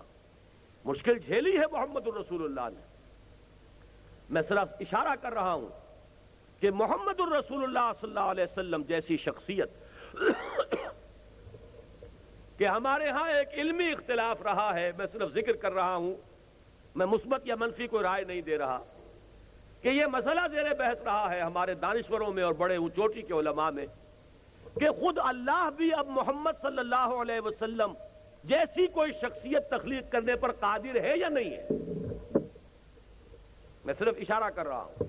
وہ شخصیت، اس میں تو کوئی شک ہی نہیں، بلند ترین شخصیت بعد از خدا بزرگ تو ہی قصہ مختصر، اس میں تو کسی کو اختلاف نہیں ہوگا. اس شخصیت کا جس کے کردار کے دامن پر داغ تو بہت دور کی بات ہے اور انگلی رکھنا تو بہت آگے کی بات ہے، اشارہ تک کرنا ممکن نہیں تھا. اور اس نے جو محنت کی ہے، جو مشقت کی ہے، جو تکلیفیں اٹھائی ہیں، جس پر کہ خود اللہ تعالیٰ نے فرمایا کہ اے محمد آپ اپنے آپ کو ہلاک کر لیں گے صلی اللہ علیہ وسلم، لعلک باخع نفسک الا یکونوا مؤمنین، کہ آپ اپنے آپ کو ہلاک کر لیں گے اس صدمے اور رنج میں کہ یہ ایمان نہیں لا رہے. طٰہٰ ما انزلنا علیک القرآن لتشقیٰ، ہم نے قرآن اس لیے تو نازل نہیں کیا تھا کہ آپ اس طرح کی سختی کے اندر اور مبتلا ہو. یہ سب کچھ اللہ فرما رہے ہیں. لیکن ذرا غور کیجئے یہ سارا پس منظر میں نے کیوں بیان کیا. اس عظیم ہستی کی اتنی عظیم محنت کا 10 برس کا حاصل میں دعوے سے کہتا ہوں کہ 100 انسانوں سے زیادہ نہیں تھا. 10 برس ایک ہی بستی میں دعوت و تبلیغ ہو رہی ہے. ایک بستی مکے کی چھوٹی سی بستی، آپ کا یہاں کی بڑی بڑی آبادیاں ہیں، ان کا کوئی چھوٹا سا محلہ جو ہے کل مکے کی یہ بساط تھی، چند 100 گھر سے زیادہ جہاں نہیں۔ 10 برس کی محنت محمد الرسول اللہ کی اس بستی میں ہے صلی اللہ علیہ وسلم، کہیں باہر آپ نے قدم نہیں نکالا، وہیں ساری محنت ہوئی ہے، دن رات کی محنت ہوئی ہے، لیکن نتیجہ 10 برس کی محنت کا 100 سے بھی کم انسان۔ حال یہ ہوا ہے کہ مکے میں فیصلہ ہو گیا کہ اب ان کو قتل کر دیا جائے صلی اللہ علیہ وسلم۔ ابو طالب کی آنکھیں بند ہوئی، ہوتے ہی دار الندوہ کے اندر اجلاس ہو گیا، ان کی پارلیمنٹ تھی، فیصلہ ہو گیا قتل کرو محمد کو صلی اللہ علیہ وسلم، اس لیے کہ اب ابو طالب کی آنکھیں بند ہو گئی، وہ جو ایک خاندانی ایک پروٹیکشن حاصل تھی بنو ہاشم کی طرف سے وہ ختم ہو گئی۔ مکے کے ان حالات سے مایوس ہو کر، بظاہر جو حالات تھے، حضور طائف گئے ہیں، وہاں کے 3 جو بڑے چودھری تھے، بڑے سردار تھے، ان کے سامنے بات پیش کی ہے، اگر تم ایمان لے آؤ تو میں یہاں آ جاؤں، اگر تم میرا ساتھ دینے کے لیے تیار ہو۔ ایک آلٹرنیٹ بیس کی تلاش میں حضور طائف گئے تھے، لیکن جو کچھ طائف میں ایک دن میں ہوا ہے محمد الرسول اللہ صلی اللہ علیہ وسلم کے ساتھ، وہ مکے میں 10 برس تک نہیں ہوا۔ اب آپ غور کیجئے، بہت سے حضرات جن کے علم میں شاید پہلی دفعہ یہ بات آئے وہ شاید چونک جائیں۔ اب طائف میں جب اس طریقے سے صورتحال پیش آئی تو واپس مکے آئے ہیں تو مکے میں داخل نہیں ہو سکتے تھے محمد الرسول اللہ۔ فیصلہ ہو چکا تھا، کوئی شخص فوراً حملہ کرے گا، قتل کر دے گا، اور کوئی اس کے اوپر الزام نہیں آئے گا، اس لیے کہ پارلیمنٹ میں تو ریزولوشن کیری ہو چکا ہے۔ ایک کافر کو جو کفر ہی پر مرا ہے، مطعم بن عدی، اسے پیغام بھیجا ہے کہ اگر تم اپنی امان میں لو، اپنی حفاظت میں لو تو میں مکے میں داخل ہوں۔ اس نے کہلوا دیا کہ ٹھیک ہے آ جائیے، فرمایا نہیں، آ کر لے کر جاؤ، یہ اس شخص کا میری گردن پر، آپ کی گردن پر، تا قیام قیامت جو مسلمان بھی دنیا میں آئے گا اس کی گردن کے اوپر یہ احسان ہے اس شخص کا کہ وہ خود اپنے 6 بیٹوں کے ساتھ ہتھیار سجا کر آیا ہے مکے سے باہر اور حضور کو لے کر گیا ہے، اس کے بغیر داخلہ مکے میں ممکن نہیں تھا۔ یہی وجہ ہے کہ جب بدر کے اسیروں کا معاملہ پیش آیا، حضور نے فرمایا تھا کہ اگر آج مطعم بن عدی زندہ ہوتا اور وہ ان اسیروں کی سفارش کرتا، میں ان سب کو چھوڑ دیتا بغیر کسی فدیے کے معافی۔ اتنا بڑا احسان مانا محمد الرسول اللہ نے۔ یہ میں نے ساری بات کیوں بتائی کہ ذہنوں کا بدلنا بڑا کٹھن ہے، آسان کام نہیں ہے۔ ڈگڈگوئی بجا کے جمع کر لینا بہت آسان ہے، ذہن کو بدلنا، فکر کو بدلنا، سوچ کو بدلنا، اس ذہن اور فکر کی ہم آہنگی کے ساتھ پھر لوگوں کو ایک دوسرے کے قریب لانا، جمع کرنا، جمعیت بنانا، قوت بنانا، یہ ہے کام کٹھن، اور یہ کام کر کے دکھایا محمد الرسول اللہ صلی اللہ علیہ وسلم ایمان کے ذریعے سے۔ اور دوسری بات اس میں جو سمجھنے کی ہے وہ یہ ہے، اس کے لیے حضور کا اعلی کار کیا تھا، ذریعہ کیا تھا، ہتھیار کیا تھا، انسٹرومنٹ کیا تھا۔ اتر کر ہرا سے سوئے قوم آیا اور ایک نسخے کیمیا ساتھ لایا۔ هو الذی ينزل على عبده آیات بینات لیخرجکم من الظلمات الى النور وان اللہ بکم لرؤوف الرحیم۔ وہی ہے اللہ جو نازل فرما رہا ہے اپنے بندے پر صلی اللہ علیہ وسلم روشن آیات، تاکہ نکالے تمہیں اندھیروں سے روشنی کی طرف، اور اللہ تو تمہارے حق میں بہت مہربان ہے، بہت شفیق ہے اور رحیم ہے۔ یہ آیات بینات ہیں جو اندھیروں سے نکالتی ہے، کفر کا اندھیارہ ہو، شرک کا اندھیارہ ہو، الہاد کے اندھیرے ہوں، مادہ پرستی کے گھٹاٹوپ اندھیرے ہوں، یا بے یقینی کے دھندل کے ہوں، ان سے نکالنے والی یہ آیات بینات ہیں قرآن۔ چوں بجاں در رفت جہاں دیگر شود، جہاں چو دیگر شد جہاں دیگر شود۔ اسی لیے اب صرف اشارہ کر کے یہاں سے گزر رہا ہوں۔ میں اب ظاہر بات ہے عمر کے اس مرحلے میں ہوں جب کہ ڈھلوان شروع ہو چکی ہوتی ہے، صحت کے بارے میں عرض کر چکا ہوں جو میرا حال رہا ہے، لیکن میں اس پر بڑا مطمئن ہوں، بہت مطمئن ہوں، شادم از زندگی خیش، کہ میں اطمینان سے یہ کہہ سکتا ہوں کہ کم سے کم 21 برس میری زندگی کے پچھلے اس طرح گزرے ہیں کہ میری بہترین توانائیاں اسی قرآن کو پھیلانے اور پہنچانے اور اس کو لوگوں کے ذہنوں میں اتارنے اور اس کے لوگوں کی دلوں کے اندر اس کی عظمت پیدا کرنے کے اندر صرف ہوئی۔ یہ کام ہے جو محمد الرسول اللہ نے کیا اور ہمارے لیے ہدایت و رہنمائی۔ کوئی اختلافی مسئلہ، کوئی اختلافی جھگڑے، کوئی فرقے وارانہ معاملات نہیں. قرآن پڑھو اور پڑھاؤ، قرآن سمجھو اور سمجھاؤ، قرآن سیکھو اور سکھاؤ. اور اس کے لیولز ہیں، انٹلیکچوئلز کے ساتھ اس لیول پر بات ہوگی تب بات بنے گی. Highest intellectual level obtaining in this age، اس پر بات کرنی پڑے گی. اگر نہیں کر سکتے تو چلو یہ کرو کہ کچھ نوجوانوں کی تربیت کرو کہ مستقبل میں وہ کام ہو سکے. بہرحال اس وقت کا ہمارا جو عام ایک لیول ہے پڑھے لکھے لوگوں کا، اس لیول پر تو مجھے بھی چاہے اسے مغالطہ کہہ لے، غلط فہمی کہہ لے، لیکن یہ احساس ہے کہ میں نے پہنچایا ہے. اگر 15 مہینے، آج 15 مہینے سے میں نے بات شروع کی تھی کہ 15 مہینے سے ہمارا یہ سلسلہ منقطع ہے یا ڈسٹربڈ ہے، بہت بے قاعدگی کا شکار ہے، لیکن 15 ہی مہینے تھے کہ الہدیٰ کا پروگرام جو چلا تھا ٹیلی ویژن پر، اس کی یاد آج تک بھی لوگوں کے ذہنوں میں ہے. اس میں میرا کوئی کمال نہیں تھا معاذ اللہ، مجھے تو گفتگو کرنی بھی صحیح طور سے نہیں آتی. کمال تھا قرآن کا. میرا اگر کوئی کمال تھا تو صرف یہ کہ میں نے قرآن کو فالو کیا تھا. میں نے قرآن پر اپنی رائے ٹھوسی نہیں تھی. میں نے اپنے ذہن کے تراشیدہ خیالات کو قرآن کے اوپر حاکم نہیں بنایا تھا. اصل میں لفظ تلاوت کے معنی کیا ہے شاید بعض حضرات کے علم میں نہ ہو. تلا یتلو کے معنی ہے پیروی کرنا، پیچھے پیچھے چلنا، ٹو فالو. اصل لفظی معنی ٹو فالو ہے. وَالشَّمْسِ وَضُحَاهَا وَالْقَمَرِ إِذَا تَلَاهَا، قسم ہے چاند سورج کی اور اس کی روشنی اور دھوپ کی، اور قسم ہے چاند کی جبکہ وہ اس کے پیچھے پیچھے آتا ہے. یہ پیچھے آنا. تلا یتلو کے معنی پیروی کرنا. جب آپ پڑھتے ہیں کسی ٹیکسٹ کو تو اس کو فالو کرتے ہیں، اور اکثر و بیشتر اکثر لوگوں کی انگلی بھی ساتھ ساتھ چلتی ہے کہ جو ٹیکسٹ کو فالو کرتی ہے. بس یہ ہے اصل میں تلاوت کا اصل مفہوم. تو میں نے صرف، میرا کمال اگر کوئی ہے تو وہ یہ ہے جو قرآن سے ملا ہے اسے پیش کر دیا ہے. تو جو بھی تسخیر کی طاقت ہے وہ قرآن کی ہے، وہ کسی اور کی نہیں. یہ دلوں کو مسخر کرتا ہے، یہ جاتا ہے اور ٹھیک نشانے کے طور پر لگتا ہے دل کے اندر. یہ قرآن کے اندر یہ استعداد ہے. تو پہلا کام جو محمد الرسول اللہ نے کیا، یتلو علیہم آیاتہ ویزکیہم ویعلمہم الکتاب والحکمہ، اس قرآن کے ذریعے سے ذہنوں کے اندر ایمان، یقین، وہ کائناتی تصورات، وہ اپنے اور اس کائنات کے بارے میں حقائق، وہ ویلچن چوانگ، وہ ورلڈ ویو، وہ ایمانی حقائق، ان کو جاگزی کیا. یہ فکر کی ہم آہنگی ہے، یہ نظریات کی ہم آہنگی ہے، یہ سوچ کا اتحاد ہے کہ جو در حقیقت کسی مثبت اور پائیدار اتحاد کی بنیاد بنتا ہے. یہ کٹھن کام کرنے کو ہم اگر تیار نہیں ہوں گے تو چاہے کتنی فریاد کریں اور کتنے ہی نعرے لگائیں اور سولیڈیرٹی ڈیز منائیں اور بڑی کانفرنسیں کر لیں اور اس کے اندر کتنے ہی ہمارا پومپ اینڈ شو ہو جائے، کچھ حاصل نہیں. اس کے لیے یہ کٹھن کام کرنا پڑے گا. اسی لیے میں نے آپ کو بتایا کہ محمد الرسول اللہ صلی اللہ علیہ وسلم 10 برس کی کٹھن ترین مشقت کے بعد بھی جتنے لوگوں کے دلوں کے اندر یہ چیز اتار سکے ان کی تعداد 100 سے زائد نہیں. لیکن بنیاد پختہ ہو. یہ اسی پختہ بنیاد کا مظہر تھا کہ پھر اگلے 10 سالوں میں پورے ملک کے اندر تبدیلی آ گئی.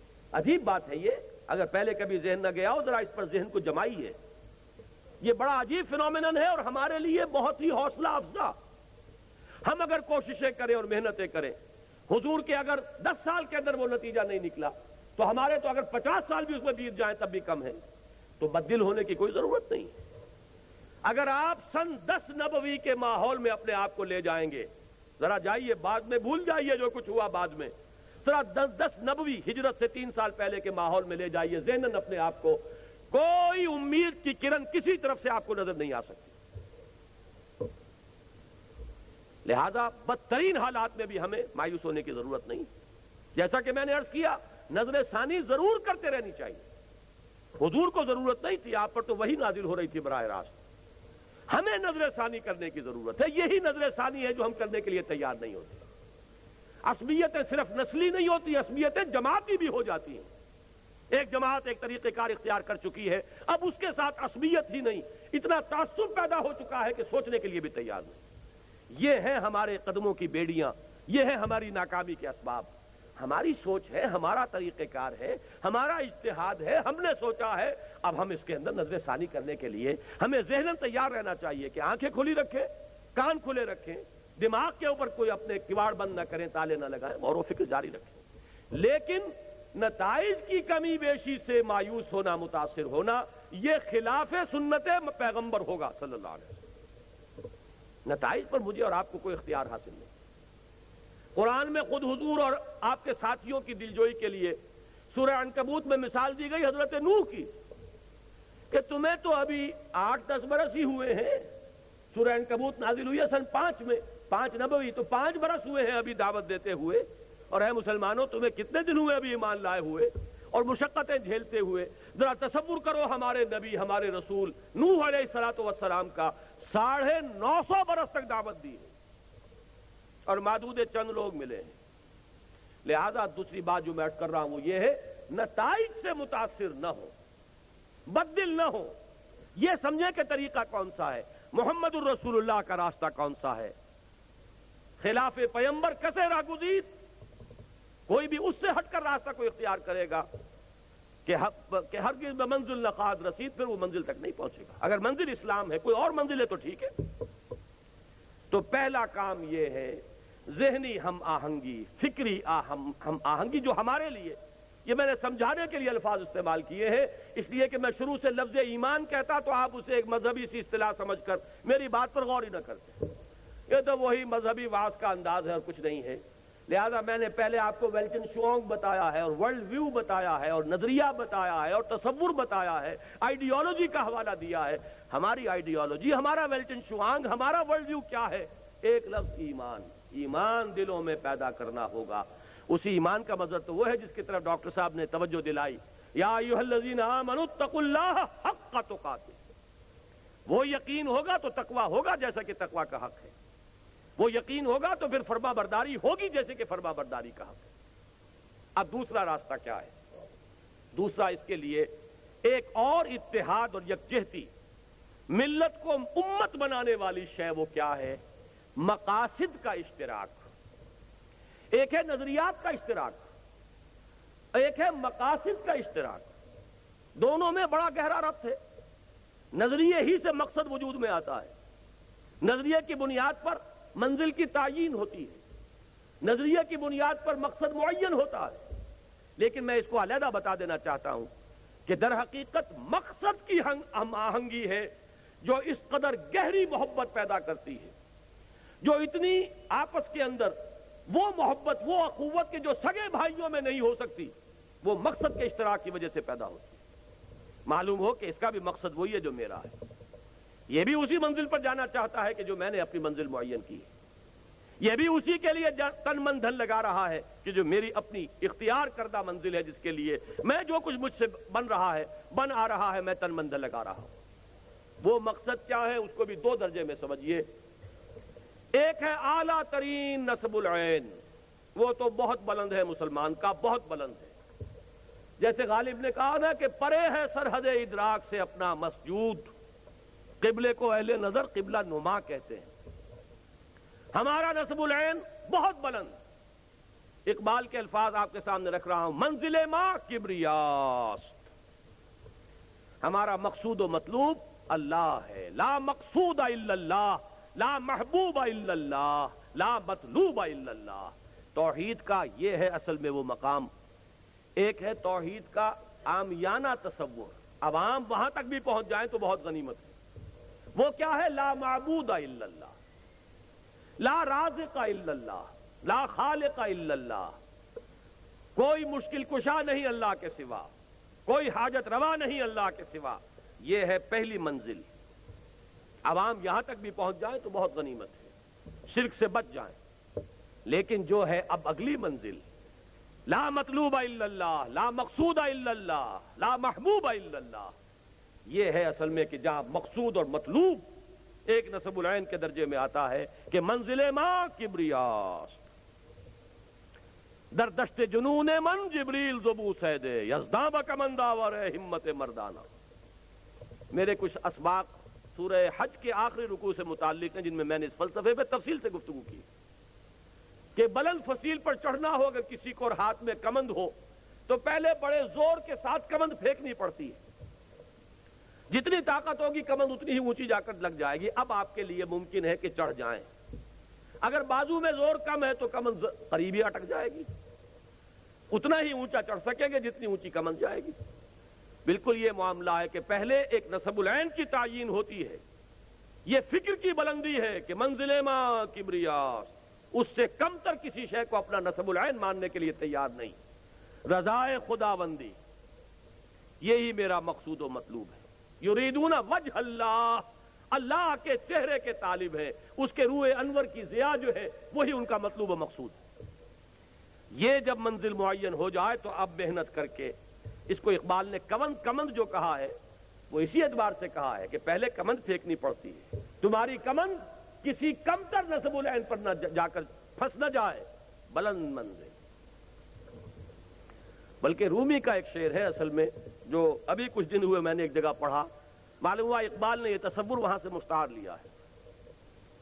بزیر کنگرے کبریاش مردانند، فرشتہ سید و پیمبر شکار و یزدانگیر. یہ اس سے مستعار ہے. یزداں بکمند آور ہمت مردانہ، اپنی کمند پھینکو، مقصود اور مطلوب بناؤ صرف اللہ کو. لیکن اس سے نیچے اتر کر اس زمین پر بھی ایک مقصد ہے. وہ مقصد ہے اللہ کے دین کی سربلندی. جینا اس کے لیے، مرنا اس کے لیے، جاگنا اس کے لیے، سونا اس کے لیے. اسے آپ اقامت دین کہیں، اسے غلبہ دین کہیں، تفصیلی بحثیں میں کر چکا ہوں، اسے اسلامی انقلاب کہیں، نام جو چاہیں دے لیں. اور اس سے بھی آگے سورہ حدید کی روح سے نظام عدل و قسط جو اللہ نے دیا ہے اس کو برپا کرنا، ہر نوع کے ظلم اور استحصال کا خاتمہ کرنا، اس کو اپنا اس زندگی کی جد و جہد میں ہدف بنا کر جب محنت کی جائے گی، اب جو آپ کا ساتھی ہوگا، جو آپ کا کامریڈ ہوگا، جو آپ کا رفیق ہوگا، واقعہ یہ ہے کہ جتنی محبت اس سے پیدا ہوگی اپنے سگے باپ سے، سگے بھائی سے، سگے بیٹے سے نہیں ہوگی. قرآن مجید نے اسی کو بیان کیا ہے. رحماء بینہم، کہیں فرمایا ذلۃ علی المؤمنین اعزۃ علی الکافرین، کہیں فرمایا انما ولیکم اللہ ورسولہ والذین آمنوا. اہل ایمان تمہارے دوست معین تو کرو، کون ہے تمہارے دوست؟ پہلا دوست اللہ، دوسرا دوست اللہ کا رسول، اور اس کے بعد اہل ایمان. یہ ہے تمہاری دوستیوں کے محور اور مرکز. اسی کو منفی انداز میں فرمایا سورہ مجادلہ میں، لا تجد قوما یؤمنون باللہ والیوم الآخر یوادون من حاد اللہ ورسولہ ولو كانوا آباءهم او ابناءهم او اخوانهم او عشیرتهم. تم نہیں پاؤ گے ان لوگوں کو جو اللہ اور اس کے رسول پر ایمان رکھتے ہوں کہ وہ محبت کرتے ہوں ان سے جو اللہ سے اور اس کے رسول سے دشمنی رکھتے ہوں، چاہے وہ ان کے باپ ہوں، چاہے ان کے بیٹے ہوں، چاہے ان کے بھائی ہوں، چاہے ان کے رشتہ دار ہوں. یہ محبتیں جب تک نہیں کٹیں گی ایمان کی محبت متحقق نہیں ہوئی. اگر نسلی محبتیں جو ہیں وہ آپ کے دلوں کے اندر زیادہ جاگزی ہیں بنسبت اس مقصدی محبت کے، اللہ سے محبت، اس کے رسول سے محبت. اور یہ میں عرض کر دوں، اس وقت جب میں کہہ رہا ہوں تو مجھے بھی ایک وسوسہ ہوا ہے، آپ کے ذہنوں میں بھی آیا ہوگا کہ لوگ یہ سمجھیں گے کہ یہ کہانیاں ہیں، قصے ہیں. ایسا ہونا کہیں ممکن ہے؟ اس لیے میں نے کہا تھا کہ محمد الرسول اللہ صلی اللہ علیہ وسلم کا یہ معجزہ سب تست بر جرید عالم دوام ماں، یہ کوئی کہانی نہیں ہے. دنیا سے گواہیاں لیجئے، تاریخ کی گواہی لیجئے. ایک آدمی دم توڑ رہا ہے، العطش، آپ کو معلوم ہوگا جب خون بہت بہہ گیا ہو تو اندر ڈی ہائیڈریشن ہوتی ہے، اور ایسے شخص کو سب سے زیادہ پانی اپنا لب تر کرنے کے لیے درکار ہوتا ہے. جہاں کندنی میں ہے نزا کے آلہ، العطش، پیالہ آتا ہے پاس، قریب سے کسی اور مسلمان کی آواز آ گئی، العطش. وہ کہتے ہیں پہلے انہیں پلاؤ. پیالہ وہاں گیا ہے، اس کے قریب سے کسی اور کی آواز آ گئی، اس نے کہا پہلے میرے اس بھائی کو پلاؤ. وہاں پہنچے تو ان کی جان نکل چکی. واپس دوسرے کے پاس آئے، ان کی روح قفس سے انصری سے پرواز کر چکی. پھر پہلے کے پاس آئے، وہ بھی اللہ کو پیارے ہو چکے. تینوں چلے گئے اپنا لب تر کیے بغیر. قرآن مجید جب کہتا ہے کہ یوسرون علی انفسہم ولو کان بہم خصاصہ، وہ اپنے اوپر اپنے بھائیوں کی ضروریات کو ترجیح دیتے ہیں، چاہے خود اپنے لیے فاقے کی کیفیت آ گئی ہو اور مشقت پڑ گئی ہو، جان کے لالے پڑ رہے ہوں. یہ کام صحابہ کرام نے کر کے دکھایا. ہمارے لیے یہ جان لیجئے، میں پھر عرض کروں گا، یہ کہانیاں نہیں ہیں، واقعات ہیں، حقائق ہیں. یہ نہ ہوتا تو وہ انقلاب نہ آتا. وہ معجزہ عظیم جو حضور نے برپا کر کے دکھایا، مائیکل ہارٹ سے اس کی گواہی لیجئے، ایم این رائے سے اس کی گواہی لیجئے، جس کو چاہے پڑھ لیجئے. وہ معجزہ عظیم، وہ ہوا ہی اس طریقے سے ہے، نظریاتی ہم آہنگی، مقاصد کا اشتراک۔ اب جو بنیان مرصوص بنے اس کی کوئی مثال دنیا کے اندر نہیں آ سکتی۔ اس کے 1000ویں درجے میں دنیا میں بھی دیکھنا ہو تو میکسم گورکی کے ناول پڑھیے، مدر پڑھیے، آپ کو اندازہ ہوگا مقصدی کے اشتراک کی کچھ نہ کچھ جھلک وہاں نظر آتی ہے۔ چاہے وہ مادی فکر ہے، اس میں کوئی آخرت کا تصور نہیں، اس میں کوئی اللہ کی محبت کا کوئی واسطہ اور صلہ نہیں، لیکن یہ کہ صرف مقصد کا اشتراک تو ہے نا۔ ایک تصور کے حسن مبہم پر ساری ہستی لٹائی جاتی ہے، اور زندگی ترک آرزو کے بعد کیسے سانسوں میں ڈھالی جاتی ہے۔ جب تک کوئی مقصد سامنے نہ ہو انسان حیوان بن کر رہ جاتا ہے، ایک ہیومن ویجیٹیبل ہے، اس کے سوا کچھ نہیں۔ ہاں مقصد سامنے ہو تو اب انسان انسانیت کی سطح پر آیا ہے۔ مقصد پست ہوگا انسانیت پستی میں رہے گی، مقصد اعلیٰ ہوگا انسانیت بھی اعلیٰ ہو جائے گی، اور اعلیٰ ترین مقصد منزل ما کبریاست۔ لیکن کسی درجے میں بھی مقصد ہوگا، قوم کی سربلندی بھی ایک مقصد ہے، نسل کی سربلندی بھی ایک مقصد ہے۔ یہ لوگ بھی ان لوگوں سے کئی اعلیٰ سطح پر زندگی بسر کر رہے ہیں جن کا کوئی مقصد نہیں سوائے کھانے اور پینے کے اور اپنی نسل بڑھانے کے، اور کوئی ان کا مقصد ہی نہیں زندگی کے اندر۔ معلوم ہوا کہ وہ حیوانیت کی سطح پر زندگی بسر کر رہے ہیں، ان سے وہ لوگ لاکھوں درجے بہتر ہیں، چاہے وہ نیشنلزم کے شراب کے اندر، اس کے نشے کے اندر مست ہو، چاہے وہ اپنی نسل کی بنیاد پر ہو، چاہے قوم کی بنیاد پر ہو، کوئی نہ کوئی مقصد ہے۔ اور جب بھی مقصد کا اشتراک ہوگا اتحاد وجود میں آئے گا، محبت وجود میں آئے گی، باہمی ایثار ہوگا، باہمی ایک دوسرے کی ضروریات کو اپنی ضروریات پر ترجیح دینے کا مادہ پیدا ہو جائے گا۔ لیکن جہاں دونوں چیزیں مل جائیں، مقصد بھی اعلیٰ، نظریات بھی صحیح، پھر جو ہم آہنگی ہوگی اس کی تو کامل مثال دیکھنی ہو تو صرف محمد الرسول اللہ والذین معہ اشداء علی الکفار رحماء بینہم تراہم رکعا سجدا یبتغون فضلا من اللہ ورضوانا۔ یہی وجہ جو آیات میں نے پڑھی تھی آج، پہلے میں نے سورہ انفال کی آیت آپ کو سنائی، 2 آیتیں ہیں یہ 62-63۔ فرمایا اے نبی وَإِن يُرِيدُوا أَن يَخْدَعُوكَ، اے نبی اگر ان لوگوں کا ارادہ ہوا آپ کو دھوکہ دینے کا، یعنی اگر ان لوگوں کو چھوڑ دیا جائے، فدیہ لے کر ان کو رہا کر دیا جائے، تو پھر ایک اندیشہ ہو سکتا تھا نا یہ پھر دھوکہ دیں گے، پھر آ کے لڑیں گے، تو گھبرائیے نہیں۔ وَإِن يُرِيدُوا أَن يَخْدَعُوكَ فَإِنَّ حَسْبَكَ اللَّهُ، گھبرائیے نہیں، آپ کے لیے اللہ کافی ہے۔ اور اللہ کا کافی ہونا اس کا مظہر کیا ہے، ظہور کیسے ہوا؟ هُوَ الَّذِي أَيَّدَكَ بِنَصْرِهِ وَبِالْمُؤْمِنِينَ، اس نے ہی آپ کی مدد فرمائی، تائید کی اپنی خاص نصرت سے بھی، وہ نصرت جو فرشتوں کے نزول کی شکل میں ہوئی، فضائے بدر پیدا کر فرشتے تیری نصرت کو اتر سکتے ہیں گردوں سے قطار اندر قطار، اب بھی وہ تو ہے نصرت اللہ کی براہ راست۔ وَبِالْمُؤْمِنِينَ، اہل ایمان کے ذریعے سے بھی تو جو نصرت ہو رہی ہے وہ اللہ کی نصرت ہے۔ یہ جو اپنی گردنیں کٹانے کو فخر سمجھ رہے ہیں، جب حضرت حارث ابن عبید جب وہ شہید ہوئے ہیں، بلکہ زخمی ہوئے تھے، حضرت عبیدہ ابن حارث رضی اللہ تعالی عنہ، اس لیے کہ جو پہلا مقابلہ ہوا تھا بدر میں، 3 آئے تھے کفار میں سے، عتبہ، شیبہ، ولید، اور 3 ادھر سے صحابہ کرام نکلے تھے، پہلے انصار میں سے، پھر بعد میں جب انہوں نے کہا کہ نہیں ہمیں تو اپنے مد مقابل چاہیے، قریش میں سے ہونے چاہیے، تو پھر 3 قرشی نکلے، حضرت علی، حضرت حمزہ، حضرت عبیدہ ابن حارث۔ 2 کو تو واصل جہنم کیا حضرت حمزہ نے اور حضرت علی نے، تیسرے سے مقابلہ ولید سے ہوا تھا تو حضرت حارث جو ہیں وہ زخمی ہو گئے۔ زخمی حالت میں ٹانگ کٹ چکی تھی، جب وہ آئے ہیں تو انہوں نے ایک شعر پڑھا ہے، انہوں نے کہا کہ اگر ابو طالب آج زندہ ہوتے تو میں انہیں بتاتا کہ جو بات وہ کہا کرتے تھے وہ آج ہم نے اپنے خون دے کر، اپنی جان دے کر اس بات کو پورا سچا کر دکھایا ہے کہ ہم چاہے ٹکڑے کر دیے جائیں ہمارے، ہم محمد کا ساتھ کبھی نہیں چھوڑیں گے۔ آج میں نے یہ کر کے دکھایا ہے۔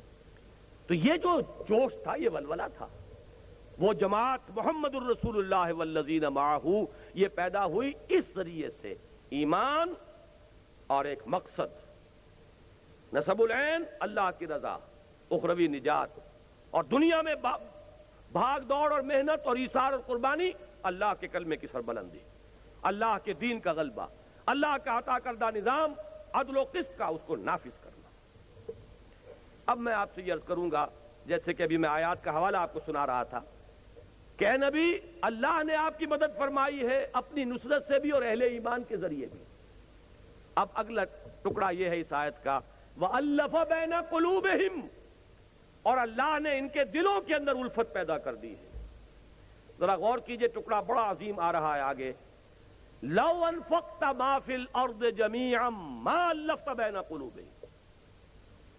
اے نبی، اگر آپ پورے روئے ارضی کی دولت خرچ کر دیتے تب بھی ان کے دلوں میں یہ محبت پیدا نہیں کر سکتے تھے کہ جو ہم نے پیدا کی۔ مادی مفادات پر بھی ہوتا اتحاد، لیکن وہ کوئی پائیدار اتحاد نہیں ہوتا۔ میں نے جب یہ الفاظ آج پڑھ رہا تھا، میں تو میرا ذہن منتقل ہوا کہ مشرقی پاکستان کے مسئلے کو بھی صدر ایوب صاحب نے حل کرنے کی کوشش کی تھی، وہاں پر انڈسٹریل ڈیولپمنٹ ہو جائے اور وہاں یہ ہو جائے، خوشحالی ہو جائے، سب ٹھیک ہو جائے گا۔ جتنی جتنی خوشحالی بڑھی، جتنی انڈسٹریل ڈیولپمنٹ بڑھی، اتنی ہی بے چینی اور احساس محرومی کے اندر اضافہ ہوتا چلا۔ یہ ہمارا تجربہ ہے۔ فرمایا اس ذریعے سے نہیں ہوتی محبت، یہ محبت جو پیدا ہوئی محمد رسول اللہ کے ساتھیوں جانثاروں میں، فرمایا لو انفقت ما فی الارض جميعا ما الفت بین قلوبہم، اے نبی اگر آپ پورے روئے ارضی کی دولت بھی خرچ کر دیتے تو یہ محبت آپ پیدا نہیں کر سکتے تھے۔ ولیکن اللہ الف بینہم، یہ تو اللہ نے ان کے مابین محبت پیدا کی ہے۔ انہ عزیز حکیم، یقیناً وہ عزیز اور حکیم ہے، زبردست ہے اور دانا ہے۔ یہاں جو ایک نفی کی گئی کہ اے نبی یہ آپ نے نہیں کیا، ہم نے کیا، اس سے کوئی مغالطہ نہ ہو، اسی سورہ مبارکہ میں وہ آیت بھی ہے، وما رمیت اذ رمیت ولکن اللہ رمی۔ اے نبی آپ نے جو مٹھی بھر کر کنکریوں کی پھینکی تھی کفار کی طرف، آپ نے نہیں پھینکی تھی، ہم نے پھینکی تھی۔ ہاتھ ہے اللہ کا، بندہ مومن کا ہاتھ۔ یہ تعبیر ہے، یہ در حقیقت نسبت ہے جو اللہ اپنی طرف دے رہے ہیں، اس لیے کہ فاعل حقیقی تو اللہ ہے، لیکن جو عالم واقعہ میں ہو رہی ہے محنت اور مشقت، وہ تو محمد الرسول اللہ کر رہے ہیں صلی اللہ علیہ وسلم۔ اسی آیت کے ساتھ یہ ٹکڑا بھی ہے، فَلَمْ تَقْتُلُوهُمْ وَلَكِنَّ اللَّهَ قَتَلَهُمْ، اے مسلمانوں تم نے انہیں قتل نہیں کیا، اللہ نے قتل کیا۔ حالانکہ عتبہ کو تو واصل جہنم حضرت حمزہ نے کیا، شیبہ کو واصل جہنم حضرت علی نے کیا، اور پھر ولید کو بھی پھر واصل جہنم حضرت علی نے کیا۔ یہ ہے جو عالم واقعہ میں ہو رہا ہے، اور حقیقت میں وہ اللہ کا ہاتھ ہے، ہاتھ ہے اللہ کا، بندہ مومن کا ہاتھ۔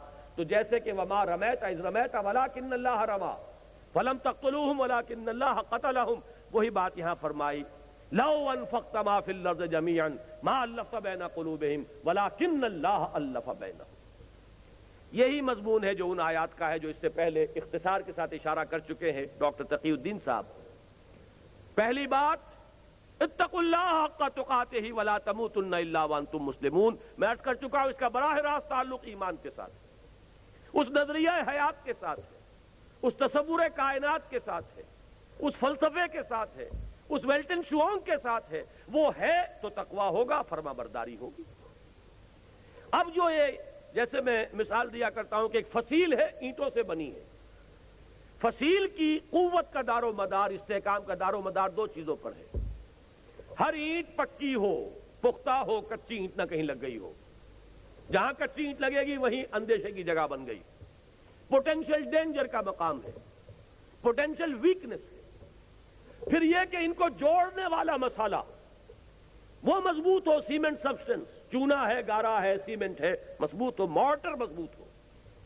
تو ایک تو ہے ایک ایک فصیل، ایک ایک بردہ مومن، اتقوا اللہ حق تقاتہ ولا تموتن الا وانتم مسلمون۔ اب ان کو جوڑنا ہے، جوڑے گی کیا چیز؟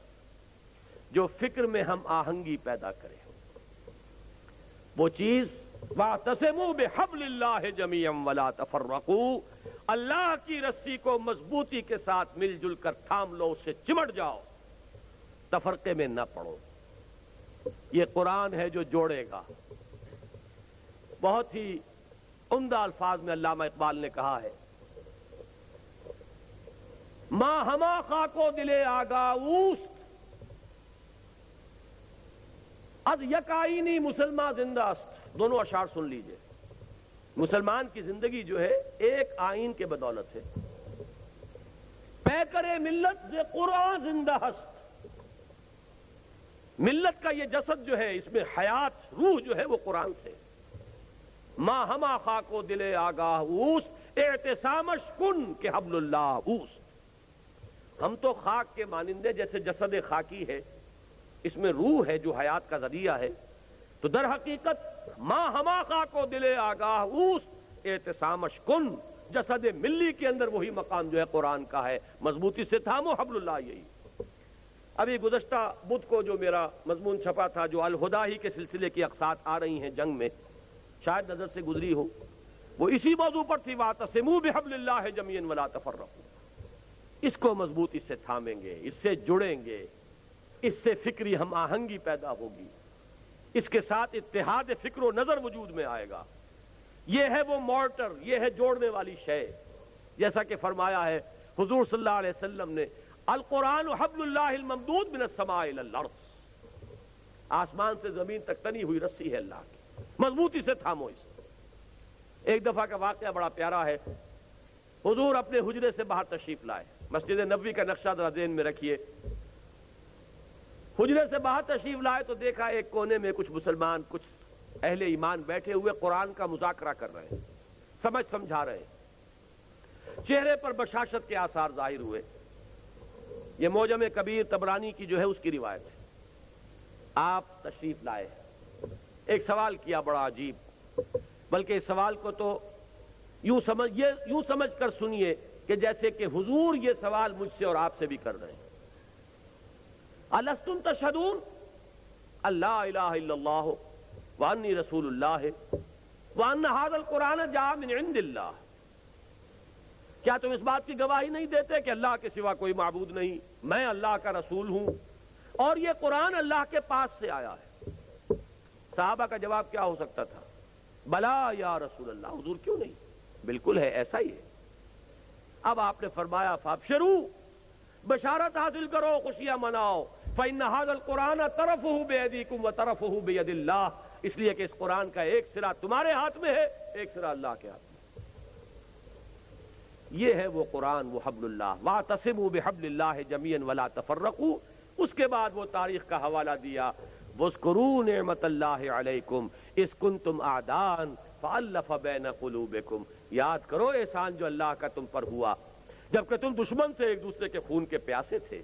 اوس اور خزرج کی دشمنی چلی آ رہی تھی 100 برس سے، قبیلے لڑ رہے تھے. پھر اللہ تعالیٰ نے تمہارے دلوں میں الفت پیدا کی، ایمان کی الفت، مقصد کی ہم آہنگی، نظریات کا اشتراک.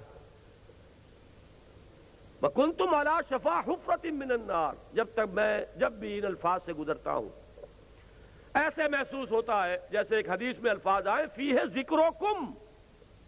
یہ جو قرآن ہے اس میں تمہارا ذکر ہے. اور بلکہ اس سے پہلے الفاظ ہیں فیہ خبر ما قبلکم ونبأ ما بعدکم وحکم ما بینکم. حضرت علی کی روایت ہے. یہ حضور نے فرمایا اس قرآن میں تم سے پہلوں کی خبریں بھی ہیں، تم سے بعد کے حالات کی اطلاعات بھی ہیں، اور جو بھی تمہارے مابین کبھی اختلاف ہوگا اس کا حل اور فیصلہ موجود ہے. تو ہمارا ذکر کہاں ہے؟ کنتم علی شفا حفرۃ من النار. تم تو آگ کے گڑھے کے کنارے تک جا پہنچے تھے. فانقذکم منہا، تو اللہ نے تمہیں اس سے بچایا اور نکالا. آج جو حالات پاکستان کے، جس کا تھوڑا سا نقشہ میں نے کھینچا تھا، زیادہ تفصیل میں جانے کا وقت نہیں ہے. میرا جو نقطہ نظر ہے میثاق میں اس ماہ کے پرچے میں وہ آ چکا ہے تفصیل سے. لیکن یہ کہ ذرا بھی آنکھ کھلی ہو، شعور کی آنکھ، اور حالات کا کوئی مشاہدہ ہو رہا ہو، تو یہ بالکل رائٹنگ آن دی وال کی طرح یہ حالات سامنے موجود ہیں. ہم آگ کے تباہی کے گڑھے کے کنارے تک پہنچ چکے. اللہ بچا سکتا ہے، اسے قدرت حاصل ہے، لیکن یہ بچاؤ ہوگا اسی طور سے جس طور سے کہ اس وقت اس نے بچایا تھا. محمد الرسول اللہ کے ذریعے سے بچایا تھا صلی اللہ علیہ وسلم. حضور فرماتے ہیں کہ میری اور تمہاری مثال ایسی ہے کہ آگ کا ایک الاؤ ہے، تم اس میں کود پڑنا چاہتے ہو اور میں تمہارے کپڑے پکڑ پکڑ کر گھسیٹ رہا ہوں. اس طریقے سے اسی نسخے کو اختیار کریں گے تو بات بنائے گی.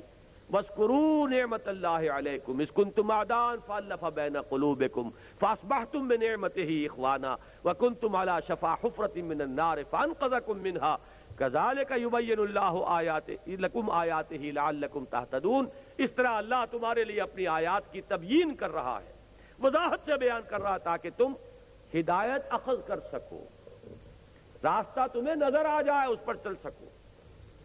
آخری آیت میں ہے وہ مقصد کا اشتراک، وَلْتَكُمْ مِنْكُمْ أُمَّةٌ يَدْعُونَ إِلَى الْخَيْرِ وَيَأْمُرُونَ بِالْمَعْرُوفِ وَيَنْهَوْنَ عَنِ الْمُنْكَرِ وَأُولَٰئِكَ هُمُ الْمُفْلِحُونَ۔ اور چاہیے کہ تم سے ایک ایسی جمعیت وجود میں آئے، ایک ایسی امت وجود میں آئے۔ ویسے تو پوری امت کا کام یہی ہونا چاہیے تھا، لیکن اگر امت سو گئی ہو تو ان میں سے جو بیدار ہو جائیں، جو جاگ جائیں، وہ مل جل کر ایک امت ودن امت، پارٹی ودن پارٹی، بڑی امت میں ایک چھوٹی امت کی شکل اختیار کریں، اور ان کے کام صرف 3 ہو۔ عہد کر کے اٹھیے اگر ان باتوں کی سچائی اور صداقت کی دل گواہی دے کہ یہ 3 کام ہو جائیں ہمارے مقصد، یدعون الی الخیر ویامرون بالمعروف وینہون عن المنکر، دعوت خیر، بھلائی کی دعوت۔ انشاءاللہ اس بدھ کو جو یہ قسط آ رہی ہے میری، اس میں اسی آیت پر گفتگو ہے، اسی لیے مجھے بڑی سہولت ہے کہ میں اس وقت اشارہ کر کے یہاں سے گزر جاؤں گا کہ آپ ذرا توجہ کے ساتھ اس بدھ کو انشاءاللہ جو آئے گی اس میں کوئی ناغہ نہ ہو جائے، اللہ تعالیٰ کوئی رکاوٹ اس میں اللہ کی طرف سے نہ آ جائے۔ تو اس میں اسی آیت پر اور پھر 2 اور قسطیں آئیں گی جو اسی موضوع پر ہیں۔ ایک میں نے مولانا امیر التبلیغ مولانا محمد یوسف دہلوی رحمۃ اللہ علیہ کی ایک تقریر کا اقتباس دیا ہے طویل۔ یہ امت، ایک لفظ استعمال کیا انہوں نے، امت پناہ ہم سے چلا گیا۔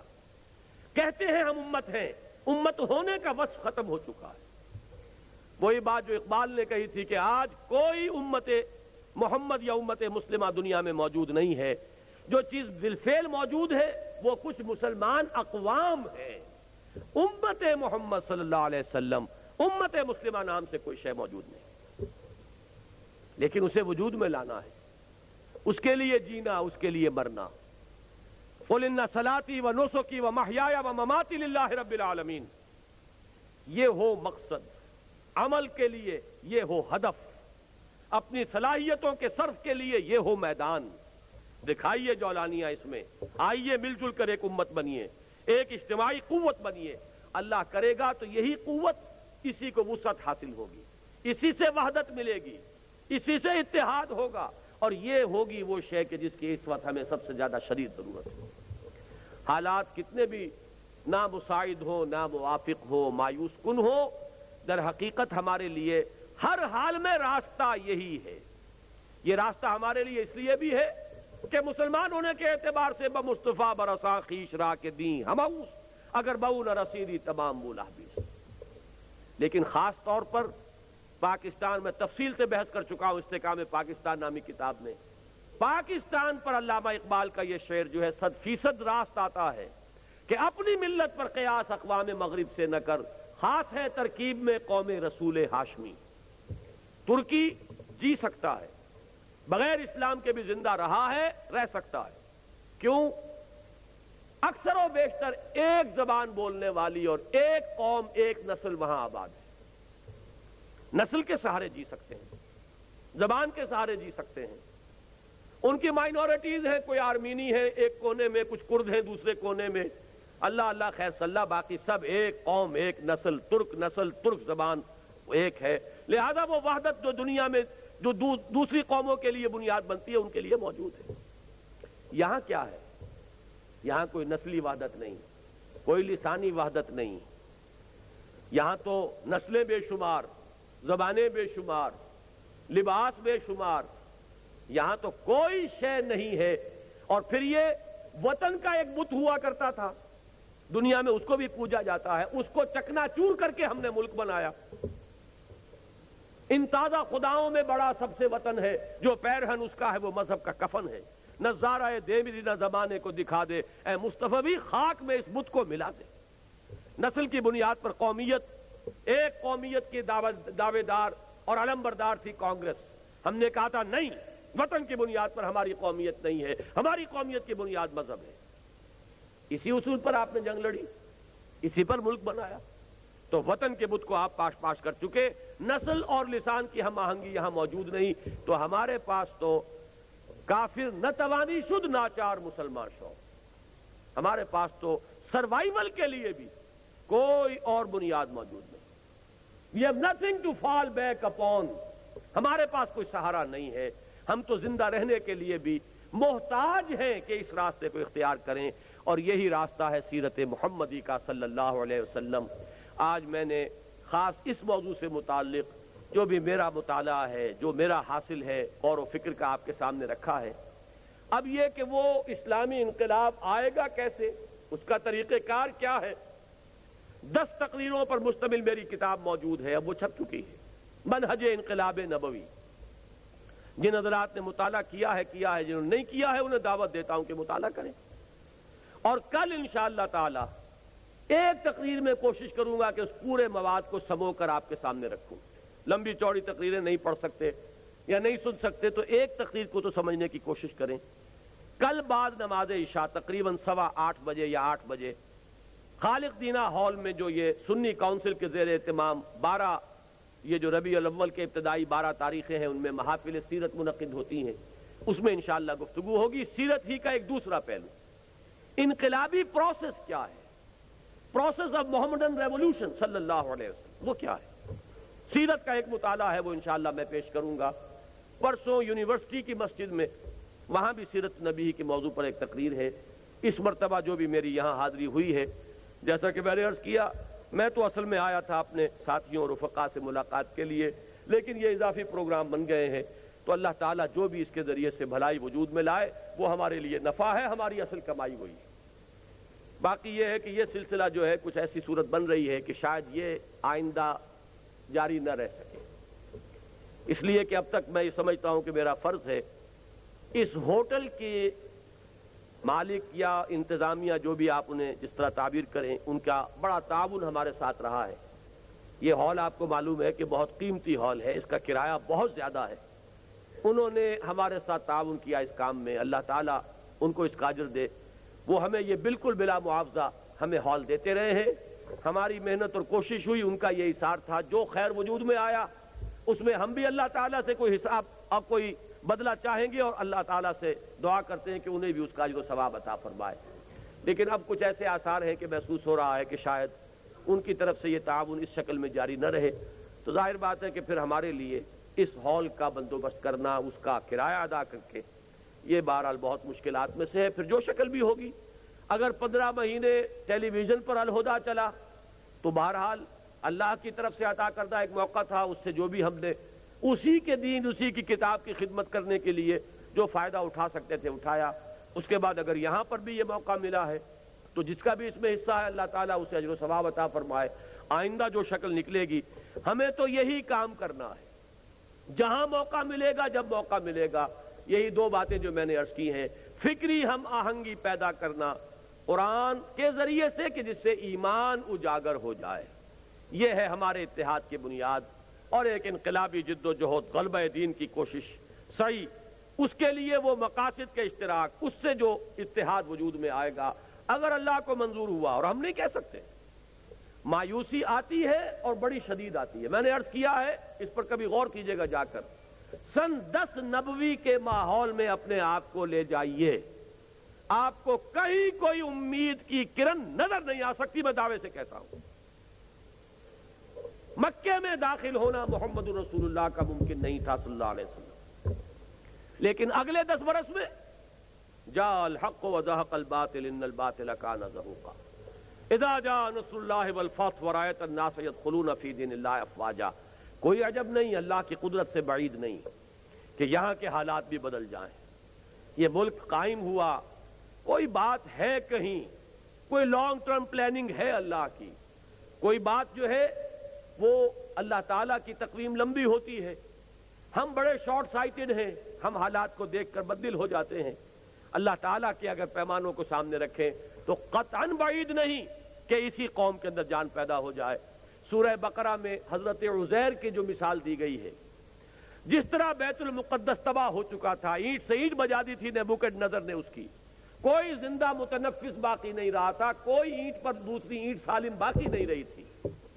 حضرت عزیر وہاں سے گزرے ہیں. انا یحیی ھذہ اللہ بعد موتہا، اس بستی کو اس طرح اجڑنے کے بعد اللہ کیسے زندہ کر دے گا؟ یہ ایک یوں سمجھیے کہ استبعاد سا ذہن میں آیا کہ کیسے ہوگا، اب تو یہ اجڑ گئی، ختم ہوئی. لیکن وہی بستی پھر آباد ہوئی. فاماتہ اللہ مئۃ عام، اللہ تعالیٰ نے حضرت عزیر کو تو 100 برس کی ایک نیند سے ان پر طاری کر دی، سلا دیا، موت طاری کر دی. اس 100 برس کے عرصے میں انقلاب آیا، پھر وہ قوم واپس آئی. سائرس جس کی کہ 2500 سالہ برسی منائی تھی، کیخورس سائرس ذوالقرنین جس کا کہ سورہ کہف میں ذکر ہے، اس نے اب حملہ کیا بابل پر، اور وہاں سے اس کو شکست دے کر نبوکدنضر کے جو جانشین تھے یہودیوں کو اجازت دی، جاؤ اپنے گھر واپس. دوبارہ آئے، وہ بیت المقدس کو دوبارہ تعمیر کیا، پھر وہ ایک لہلہاتی ہوئی تہذیب اور تمدن کا گہوارہ بنی. تو یہ سب کچھ اللہ سے کچھ بعید نہیں ہے، وہ مردوں کو زندہ کرتا ہے. یخرج الحی من المیت و یخرج المیت من الحی. اصل میں ہمارا کام یہ ہے اپنے مقصد کو سامنے رکھیں، اپنے نظریے کو تازہ رکھیں، اپنی جد و جہد کے اندر لگے رہیں، طریقہ کار پر سوچ بچار کرتے رہیں کہ کہیں ہم سے کوئی اونچ نیچ تو نہیں ہو گئی، کہیں پرائرٹیز کی فکسیشن کے اندر ہم سے کوئی غلطی تو نہیں ہوگی، طریقہ کار میں ہم کہیں طریقے نبوی سے ذرا کہیں علیحدہ تو نہیں ہٹ گئے. اس کا جائزہ ضرور لیتے رہنا چاہیے. لیکن جو بات آج سمجھ میں آئی ہے آج اس پر عمل ضرور کرنا چاہیے. اقول قولی ھذا واستغفر اللہ لی ولکم ولسائر المسلمین والمسلمات. ابھی نماز انشاءاللہ باجماعت ادا کی. آپ نے فرمایا ہے اللہم اغفر لہم وارحمہم ووفقہم لما تحب وترضى. اللہم وفقنا لما تحب وترضى. اللہم ربنا تقبل منا انک انت السمیع العلیم وتب علینا انک انت التواب الرحیم. اللہم اغفر لنا ذنوبنا وکفر عنا سیئاتنا وتوفنا مع الابرار. اللہم الف بین قلوبنا. اللہم اجعلنا عبادک اخوانا. اللہم الف بین قلوب المسلمین. اللہم اصلح ذات بینہم. اللہم انصرہم علی عدوک وعدوہم. اللہم نور قلوبنا بالایمان واشرح صدورنا للاسلام ووفقنا لما تحب وترضى. اللہم وفقنا ان نجاہد فی سبیلک باموالنا وانفسنا. اللہم ارزقنا شہادتا فی سبیلک. وصلی اللہ تعالی علی خیر خلقہ محمد وآلہ واصحابہ اجمعین برحمتک یا ارحم الراحمین.